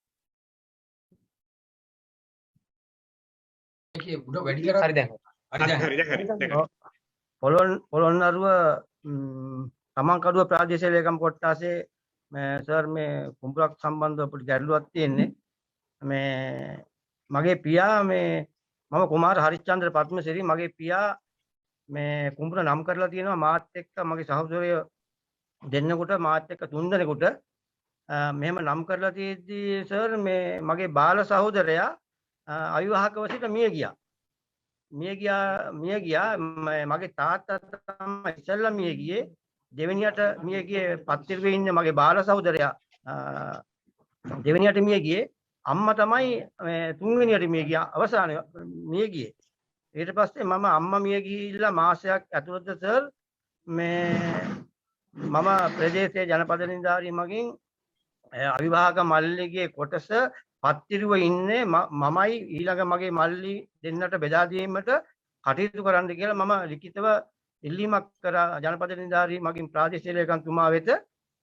ජනපද නිලධාරී සර් මේ එම ඉල්ලීම ප්‍රතික්ෂේප කළා. මේක පත්තිරුවට අයිති වෙන්නේ නැහැ. මේක අයිති වෙන්නේ පවුලේ වැඩිමල් සහෝදරයාට. ඒ නිසා මේක පවුලේ වැඩිමල් එක්කෙනා ඉල්ලුවොත් ඒ නැති වෙච්ච මල්ලිගේ කොටස පවුලේ වැඩිමලා ඉල්ලුවොත් එයාට දෙන්න වෙනවා. ඒ නිසා මේ අපි පොඩ්ඩක් ඉමු මේ අයියයි මේක පවුලේ වැඩිමල් සහෝදරයා ඉල්ලයිද නැද්ද කියන එක පොඩ්ඩක් බලන්න අපි මේ ඉමු කියලා මගේ ලියුම ප්‍රතික්ෂේප කරා. බාරගත්තේ නැහැ සර්. ඊට පස්සේ මම සැරෙන් සැරේට මගේ ගේ ළඟ තියෙන්නේ මේ ජනපද නිලධාරී කාර්යාලය.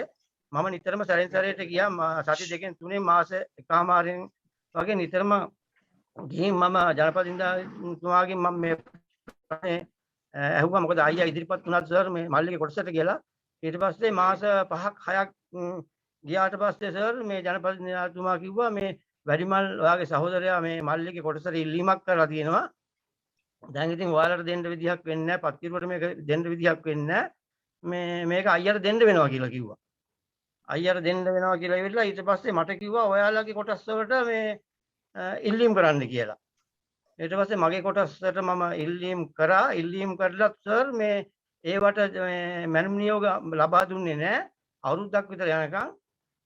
පස්සේ මුළු කුඹුරෙම අයිතිය ඇතුළත් කරලා අයියට මේ ජනපද නිලධාරී තුමා ප්‍රාදේශීය ලේකම්තුමා මාර්ගයෙන් මේ මැනුම් නියෝගයක් ඉදිරිපත් කරලා තියෙනවා. මුළු කුඹුරෙම පසු උරුමයට ඔබ නම් කර ඇත. බලයලත් මිනින්දෝරු මහතිකු ලවා මැනුම් කටයුතු කරගන්න කියලා අයියට විතරක් සම්පූර්ණම කුඹුරේ අයිතිය ඇතුළත් කරලා මැනුම් නියෝගයක් නිකුත් කරලා තියෙනවා සර්. ඊට පස්සේ මේ මැනුම් නියෝගයට අයියා කුඹුර මිනින්දෝරු මහත්තයෙක් අරන් ගිහිල්ලා සම්පූර්ණම කුඹුර මේ ඒකපාක්ෂිකව තනියම ගිහිල්ලා මැනගෙන අර නැති වෙච්ච මල්ලිගේ මේ කොටහ වෙනුවට මම කුඹුරේ වගා කරලා තියෙන පොල් ගසුත් සමග මැනුම් කටයුතු කරගෙන අයියා මේ බුද්ධි විඳිනවා. දැන් මායින්ගල් දාගෙන කුඹුරට ඒ කොටසට මුල් අයිතිය අරගෙන දැන් අයියා ඒ ටික බුද්ධි විඳිනවා. මම වගා කරපු පොල් ගසුත් එක්ක මේ සර් මේ මැනුම් කටයුතු කරලා තියෙන ඒකපාක්ෂිකව ගිහින්. ඉතින් මම ওই සම්බන්ධව දිගින් දිගටම අතිරේක දිස්ත්‍රික් ලේකම්තුමා ගාවට ගිහිල්ලා පැමිණිලි කරාට පස්සේ මේ ඊට පස්සේ ඒ සම්බන්ධව දිගින් දිගටම මම කටයුතු කරමින් යනකොට මට එල්ලෝ මහත්තයා මේ කාර්යාලයේ මුණ ගැහිලා මම මේ සම්බන්ධ විස්තර කිව්වට පස්සේ මට එල්ලෝ මහත්තයා කිව්වා මේක මේ පවුලේ වැඩිමලාට යන්නේ නැහැ. මේක පත්තිරුවේ ඉන්න සිසු දෙන්නට බෙදෙන්නේ. මේක වැරදි වැඩක් කරලා තියෙන්නේ කියලා මට එල්ලෝ මහත්තයාගෙන් තමයි මට පස්සේ දැනගන්න හම්බුනේ සර් මේ විස්තරේ. දැන් මේ අයියට මුල් අයිතිය දීලා තියෙන්නේ මේ මහත්තයා අපිට පැහැදිලි ගැටලුව. ඒක තමයි දැන් මේ මහත්මයාගේ පුද්ගලික කාරණයක් ගැන තමයි දිගින් දිගටම කතා කරන්නේ. ඉතින් ඒක මට දැන් මේ වගේ ෆෝරම් එකකදී නිශ්චිතව මේකට උත්තරයක් දෙන්න බෑ. මොකද මේ වෙලා තියෙන සිද්ධිය මොකක්ද කියන එක හරියටම දන්නේ නැහැ. හැබැයි මම අර මේ අනිත් අයගේ දැනගැනීමටත් එක්ක යම් කාරණයක් කියන්නම්. දැන් අර මේ මහත්මයා කිව්වා 3 දෙනෙකුට පසු උරුමේ නම් කරලා තිබ්බා කියලා කියනවා කුඹුරු ඉඩම. 3 දෙනෙකුට පසු උරුමේ නම් කරලා තිබ්බා. එයත් ඒ 3 දෙනාත් එක්කම නම් කරපු ඒගොල්ලන්ගේ බාල සහෝදරයා අර තාත්තට පස්සේ මිය ගියා කියලා කියනවා. තාත්තට පස්සේ මිය ගියා කියලා කියනවා. එතකොට තාත්තට පස්සේ මිය ගියොත් තාත්තට පස්සේ ඒ පසුරුමේ නම් කරපු ඒ මල්ලි මිය ගියා නම් එයා නම් කරපු ඒ කොටස අයිති වෙන්නේ ඒ මල්ලි විවාහක මේ කියන්නේ විවාහ වෙලා නෙවෙයි ඉඳලා තියෙන්නේ. ඒ කොටස අයිති වෙන්නේ ඒ මල්ලිගේ තුන්වෙනි උපලේඛනයට. මල්ලිගේ තුන්වෙනි උපලේඛනය කියලා කියන්නේ එයාගේ උරුමේ යන්න ඕන කාටද කියන එක මේ පනතේ පැහැදිලිව සඳහන් කරලා තියෙනවා. ඉතින් ඒ තුන්වෙනි උපලේඛනයේ උඩින්ම ඉන්නේ එයාගේ වැඩිමල් සහෝදරයා. ඉතින් ඒක අර ජනපද නිලධාරී කියලා තියෙන කතාවේ වැරද්දක් මම දකින්නේ නැහැ. දැන් මේ සිද්ධිය මොකද්ද කියන එක වෙනම විශ්ලේෂණය කරන්න ඕන කාරණයක්, වෙනම විමර්ශනයක් කරන්න ඕන කාරණයක්. හැබැයි මේ අනිත් අයගේ දැනගැනීමටත් එක්ක මම මේ පැහැදිලි කරේ මෙතෙන්දී පසුරුමයන් නම් කරලා යම්කිසි පුද්ගලෙක් මිය ගියොත් පසුරුමකාරය මේ කියන්නේ බලපත්‍රකාරයට පස්සේ මිය ගියොත් එයාගේ අයිතිය යන්නේ ඒ නම් කරපු පසුරුමකාරයාගේ ලේ ඥාතියට. ඒ කියන්නේ තුන්වෙනි උපලේඛන උරුමකාරයට. ඒ කියන්නේ එයා බැඳලා නැත්නම් එයාගේ වැඩිමල් අයියට තමයි යන්නේ. ඉතින් ඒක ඒ ජනපද නිලධාරී කියපු කාරණේ නිවැරදි. හැබැයි අනිත් කාරණා සම්බන්ධයෙන් වෙනම විමර්ශනයක් කරන්න ඕන.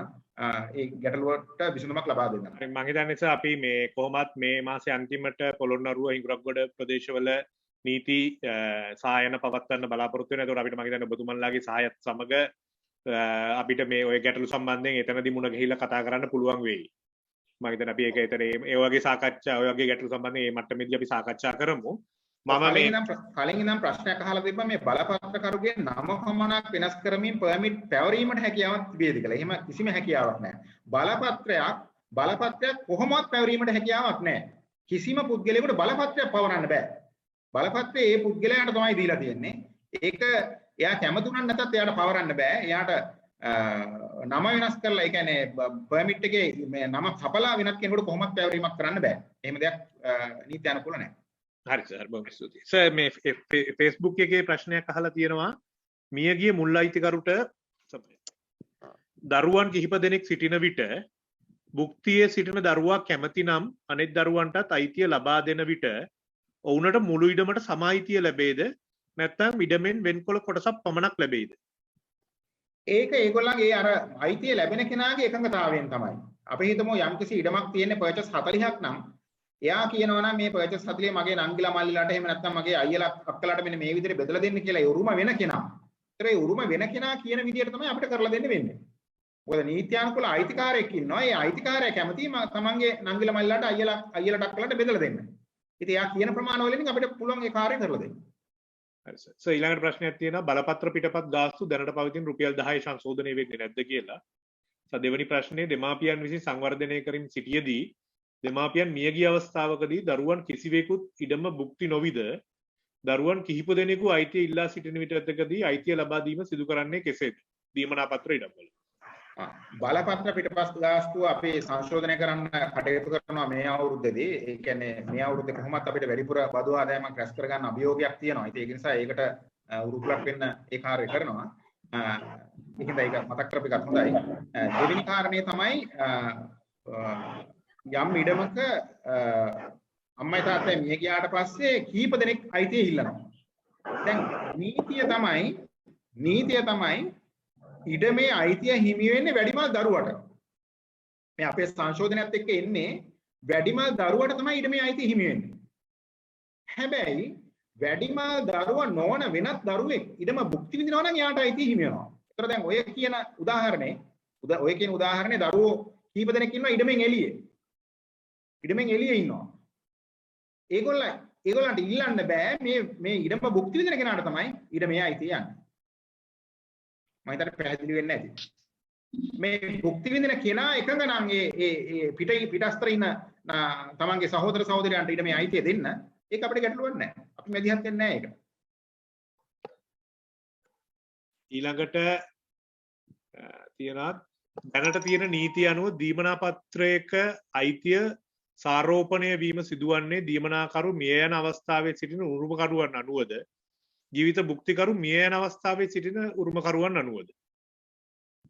ඒකේ පැහැදිලිවම ඉඩම් සංවර්ධන ආඥා පනතේ 48 වෙනි වගන්තියේ නිර්වචනය කරලා තියෙනවා අනුප්‍රාප්තිකයා කියන්නේ කවුද කියන එක. අනුප්‍රාප්තිකයා කියන්නේ කවුද කියන එක නිර්වචනය කරලා තියෙන ඕන කෙනෙකුට බලන්න පුළුවන් ඉඩම් සංවර්ධන ආඥා පනතේ 48 වෙනි වගන්තියේ නිර්වචනය අනුව තියෙන්නේ දීමනාපත්‍රකරු හෝ බලපත්‍රකරු මිය යන අවස්ථාවේදී ඉඩමේ අයිතිය හිමි වෙන්න උරුම වෙන්න ඉන්න කෙනා තමයි නීත්‍යානුකූල හිමිකරු.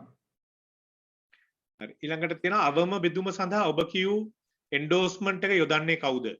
අනාගතයේදී රෙගුලාසි අනුමත වුණාට පසු. අනුමත වුණාට පස්සේ ඒක අපි වෙනම ෆෝමට් එකකුත් ඒ රෙගුලාසියම මේ අඳුනලා දීලා තියෙනවා. ගැසට් කරා ඒ ෆෝමට් එකත්. ඒකෙදි ප්‍රාදේශීය ලේකම් සහ අදාළ දීමනාපත්‍රකරු දෙන්නම දෙපැසින් අත්සන් කරනවා. දෙන්නගේම එකඟතාවය දෙනවා මේ අවම බෙදුම් සීමාව සංශෝධනය කිරීමට. එක පසකින් අදාළ දීමනාපත්‍රකරු අනිත් පසින් ප්‍රාදේශීය ලේකම්.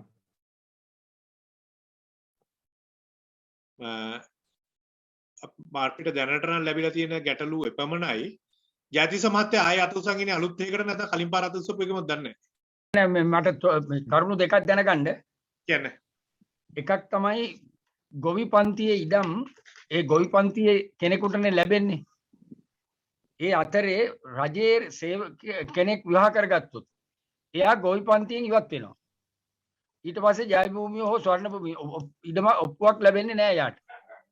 මේකේ වෙනස මොකද්ද? ඊළඟ එක තමයි දැනට හිමිකම් පත කියලා ඉඩම මැනුම් කරලා වෙන් කරා මේ හිමිකම් පතක් දෙනවා කියලා. දැන් ඒ වැඩේ යම් විදියකට මේ සාධාරණ වුණේ නැහැ මේ මැනුම් කටයුතු. දැන් ඒව අවලංගු වෙනවද මේ පනතත් එක්ක? ඔව් මම හිතන කාරණා දෙකක් ගැන කතා කරා. එකක් තමයි පළවෙනි එකේදී කිව්වේ පොඩක් ආයෙ පැහැදිලි කරන්න බලන්න. දැන් ගොවි පන්තියේ කෙනෙක් විවාහ වුණොත් රජයේ කෙනෙක් හරි ජයතිස් මහතා දැන් මෙහෙමයි යම් කිසි පුද්ගලයෙක් ඉඩමකට තෝරගන්න නම් අපි ඉස්සෙල්ලාම ඒ පුද්ගලයා තෝරගන්නේ ඉඩම් කච්චේරියකින්. ඉඩම් කච්චේරියකින් තමයි තෝරගන්නේ. ඒතර ඉඩම් කච්චේරියකින් තෝරගන්න අවස්ථාව වෙනකොට එයාගේ තියෙන සමාජ ආර්ථික තත්ත්වය පදනම් කරගෙන තමයි එයා ඉඩම් සංවර්ධන ආඥාපනතේ යටතේ එහෙම නැත්නම් ගොවි පන්තිය කෙනෙක් විදිහට අපි තෝරගන්නේ. එතකොට එයා ඉඩම් කච්චේරියට ඉදිරිපත් වෙච්ච දවස වෙනකොට එයා ගොවියෙක් නම් එයා සුදුසුකම් ලබනවා මේ පනත යටතේ ඉඩමක් ලබා ගන්න. එතකොට එයා ඉඩමක් ලබාගෙන යම් කාලයක් යනකොට එයාට රජයේ සේවයට ඇතුළත් වෙනවා. එහෙම නැත්නම් වෙනත් පුද්ගලිකාංශයේ සේවයකට එයා යනවා. ඒ වුණාට මෙයාට අර දුන්න බලපත්‍රය දීමනා පත්‍රයක් බවට පරිවර්තනය කරන්න ඒකේ කිසිම බාධාවක් නැහැ. ඒ කියන්නේ සරල වචනෙන් කිව්වොත් එහෙම සරලව කිව්වොත් එහෙම යම් කිසි පුද්ගලයෙක් ඉඩම් කච්චේරියට ඉදිරිපත් වෙන අවස්ථාවේ එයාගේ තියෙන සමාජ ආර්ථික පසුබිමත් එක්ක තමයි එයාගේ සුදුසුකම තීරණය වෙන්නේ. ඒක තමයි පළවෙනි කාරණා. දෙවෙනි ප්‍රශ්නේ ඔබතුමා අහුවේ හිමිකම් පත පිළිබඳව. අර මැනුම් කටයුත්තක් කර හිමිකම් පතක්. හිමිකම් පත හිමිකම් සහතිකයක්. හිමිකම් සහතික දෙන්නේ ওই බිම් සභියේ වැඩසටහන යටතේ. බිම් සභියේ වැඩසටහන යටතේ රජයේ ඉඩම් සහ පුද්ගලික ඉඩම් කියන දෙවර්ගයකටම හිමිකම් සහතික දෙනවා. ඉතින් අපි ගොඩක් වෙලාවට බලාපොරොත්තු වෙන බිම් සභියේ වැඩසටහන ඇත්තටම ගෙනාවෙම පුද්ගලික ඉඩම් නිරවුල් කරන්න. මොකද රජයේ ඉඩමක් අපි ඇත්තටම මැනලා මායිම්ගල් දාලා අතිශය පිරිසුදු ලියවිල්ලක් තමයි රජයේ ඉඩමකට ලබා දෙන්නේ. දැන් වර්තමානයේ. ඉතින් ඒ නිසා ඒවට නැවත හිමිකම් සහතික ලබා දීමේ අවශ්‍යතාවයක් නැහැ කියන එක අපි පැහැදිලි කරලා තියෙනවා.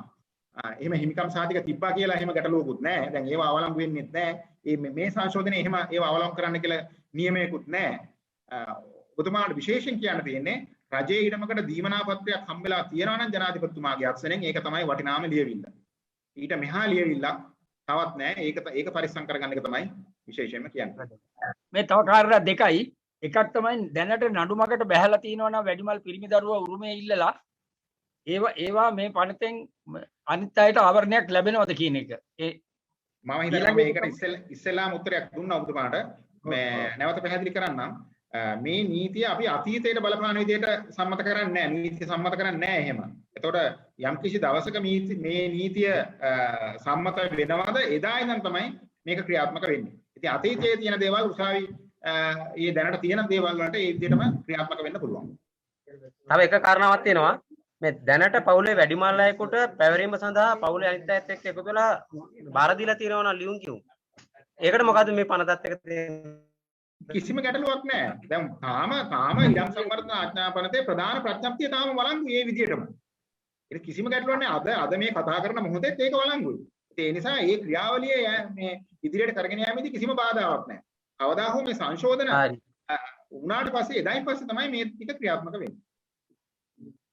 මම හිතන්නේ ජයත් සුනිත් දෙන්නටම මම හිතන්නේ අසංස මේ පොළොන්නරුව ආශ්‍රිතව තමයි අපිට මේ ගොඩාක් ගැටලු මතුනේ. අපි උත්සාහ කරනවා යම් විදියකට මේ ඒ සම්බන්ධයෙන් වැඩසටහන් දෙක තුනක් ඉස්සරහදී කරන්න ඔබතුමන්ලාගේ සහායත් ඇතුව. ඉතින් ඒකට අපිට තව මේ ගැටලු ටික වැඩිපුර නිරාකරණය කරගන්න පුළුවන් වෙයි. එහෙ ගිහිල්ලාම අපි කතා කරමු.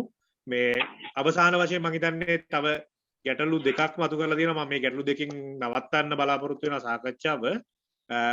පළවෙනි එක පැරණි ඉඩම් ස්වර්ණ භූමි සහ රන් භූමි කඩස්තර සිතියම් වලින් මනුම් ප්‍රමාණය වෙනස් වූ විට සංශෝධන ඔප්පු සහ නැවත මැනීමේදී සහ අනුබෙදුම් සිදු කිරීමේදී සිදුවන ක්‍රමවල වෙනස සැකී ගන්නේ කෙසේද? මම අපිට තේරෙනවද කියලා ගැටලුව. බිම් සවිය මැනීමෙන් පසු සිදු කරන මැනුම් කටයුතු වලදී ඒක වදින බලපත්‍ර ඉඩමක පසු උරුමය නම් කර නැතිනම් උරුමකරුවන් ඉඩම භුක්ති නොවිද අන්සතු කර ඇති විට බලපත්‍රය අවලංගු කරන්නේ කෙසේද? බලපත්‍ර අස්ථානගත වී ඇත. ඔව් ඒක පැහැදිලි කරන්නම්. දැන් යම්කිසි පුද්ගලයෙක් බලපත්‍රයක් වෙනත් කෙනෙකුට ඒ කියන්නේ පවර්ලා ගිහිල්ලා තියෙනවා නම් ඒ කිසිම ගැටලුවක් නැහැ. ඉඩම් සංවර්ධන ආඥා පනතේ ප්‍රතිපාදන තියෙනවා. ඒ බලපත්‍රය අවලං කරන්න. බලපත්‍රය අස්ථානගත වෙලා තිබ්බත් ඒ කිසි ගැටලුවක් නැහැ. මේ ඉඩම් සංවර්ධන ආඥා පනතේ 106 වගන්තියේ සිට 115 වගන්තිය දක්වා තියෙන වගන්ති භාවිතා කරලා ඒ බලපත්‍රය අවලං කිරීමට කටයුතු කරන්න පුළුවන්. ඊළඟට අර කලින් අහපු ප්‍රශ්නේ තමයි කැඩස් පැරණි ස්වර්ණ භූමි රන්බිම කැඩස්තර සිතියම් වල ප්‍රමාණවල වෙනස් වී විට වෙනස් ඒ කියන්නේ දැන් පරණ දීමනාපත්‍රය අපි දීමනාපත්‍රය දීලා තියෙන ඉඩම වර්තමානයේ මැනුම් කරනකොට යම් වෙනසකට ලක් වෙලා තියෙනවා නම් ඒ සඳහා මොකද්ද ගන්න පුළුවන් ක්‍රියාමාර්ග කියන එක තමයි මම හිතන්නේ මේ අහන්නේ ඒ වෙනස අර මුල් වෙන මේ කියන්නේ මුල් දීමනාපත්‍රයේ සඳහන් ප්‍රමාණයට වඩා 10%ක වෙනසක් නම් තියෙන්නේ අපිට දීමනාපත්‍රයේ නැවත රජයට බාර දීලා අලුත් දීමනාපත්‍රයක් සකස් කරගන්න පුළුවන්. 10%කට අඩු වෙන්නම් ගැටලුවක් නැහැ. මේ අලුත් ප්ලෑන් එක භාවිතා කිරීමේ හැකියාව තියෙනවා. ඉතින් ඕක ඒ වෙනස් වෙන ප්‍රමාණයත් එක්ක තීරණය කරගන්න වෙනවා. මම හිතන තව එක ප්‍රශ්නයක් ඇති. මේ අන්තිමස රජයේ ඉඩම් වලින් දැනට පවතින අඩි 3ක පාර ඉපාරයි ප්‍රශ්නේ ඉන්න අඩි 3ක පාර අඩි 5 දක්වා පළල් කිරීමට කාටද බලය තිබෙන්නේ? රජයේ ඉඩමක තියෙන අඩි 3ක පාර ඒ කියන්නේ රජයේ ඉඩම් නම් වටපිටාවෙත් තියෙන්නේ ප්‍රාදේශීය ලේකම්ට තමයි මේ බලය තියෙන්නේ. හරි. මේක තව එකක් තියෙනවා ලොකු පුතා දෙමාපියන් මිය ගිය පසුව පදිංචිය හරවාගෙන ආවහම එයාට නිවෙස්ය සහ ඉඩමේ අයිතිය ලැබෙනවාද? පොඩ්ඩක් පැහැදිලි කරනවද කොහොමද තියෙන්නේ? මම හිතන්නේ මේ දැන් තියෙන තත්ත්වය අනුව දෙමාපියෝ මැරුණට පස්සේ ලොකු පුතා වෙන කොහේ හරි ඉඩමක පදිංචිලා ඉඳලා දෙමාපියෝ මැරුණට පස්සේ එයා නැවත මේ ඉඩමට ආවොත් මෙයාට ඉඩමේ අයිතිය ලැබෙනවද කියලා. එයා තමයි ඉඩමේ අයිතිකාරයා. දැන් තියෙන නීතියත් එක්ක තියෙන්නේ එයා මේ ලංකාවේ හෝ මේ ලෝකේ කොහේ හිටියත් දෙමාපිය නැති වුණාට පස්සේ ඒ කියන්නේ තාත්තා ඒ කියන්නේ ඉඩමේ අයිතිකාරයා නැති වුණාට පස්සේ ඉඩමේ අයිතිය යන්නේ කෙලින්ම ලොකු පුතාට තමයි. ඒක දැන් වර්තමානයේ තියෙන තත්ත්වය.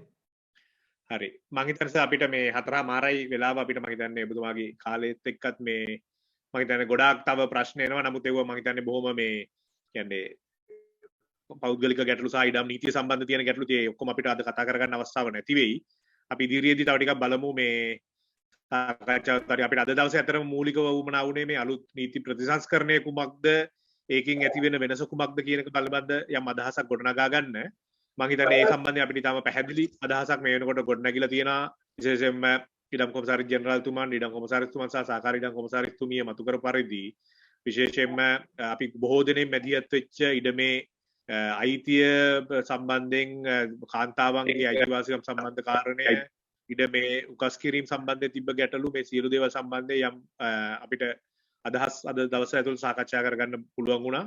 ඉතින් ඒ නිසා මම බොහොම ස්තුතිවන්ත වෙනවා නැවත වතාවක් ඉඩම් කොමසාරිස් ජෙනරාල්තුමන්ට කීර්ති ගමගේ මැතිතුමන්ටත් ඉඩම් කොමසාරිස් අසන්ත ගුණසේකර මැතිතුමන්ටත් සහකාර ඉඩම් කොමසාරිස් සෙව්වන්දි අමරසේකර මැතිතුමියටත් මේ අවස්ථාවට සම්බන්ධ වෙලා ඉතා වටිනා අදහස් අපි සමග ඉදිරිපත් කිරීම ගැන මම හිතන්නේ අපේට ඉදිරියේදී කිව්වා වගේ මේක පාර්ලිමේන්තුවට පැමිණීම තුළ කොහොමද ජනතාව හැටියට මේ සම්බන්ධයෙන් මතු එකතු වෙලා කොහොමද අපි මේ සම්බන්ධයෙන් බලපෑමක් කරන්න කියන එක සම්බන්ධයෙන් අපිට ඉදිරියේදී කතා බහ කරන්න වෙයි ජනතාව හැටියට මේ සම්බන්ධයෙන් මැදිහත් වෙන්නේ කොහොමද කියන එක සම්බන්ධයෙන් ඉතින් ඉඩම් අයිතිය සඳහා වන ජනතා සන්ධානයේ හැටියට අපේ අරමුණක් තුනේ සාකච්ඡාව ගොඩනගා ගැනීම ඒ සඳහා වන මූලික අවබෝධය ගොඩනගා ගැනීම තමයි අපි අද කරේ අපි ඉදිරියේදී සාකච්ඡා කරමු කොහොමද මේ සම්බන්ධයෙන් අපි ජනතා ව්‍යාපාරයන් හැටියට මැදිහත් වෙන්නේ කියලා බොහොම ස්තුතිවන්ත වෙනවා ඔබ තුන්ගොල්ලටම මම හිතන්නේ ඉඩම් කොමසාරි ජෙනරාල්තුමා හදිස්සි රැස්වීමකට යන්න වෙලා ගියා.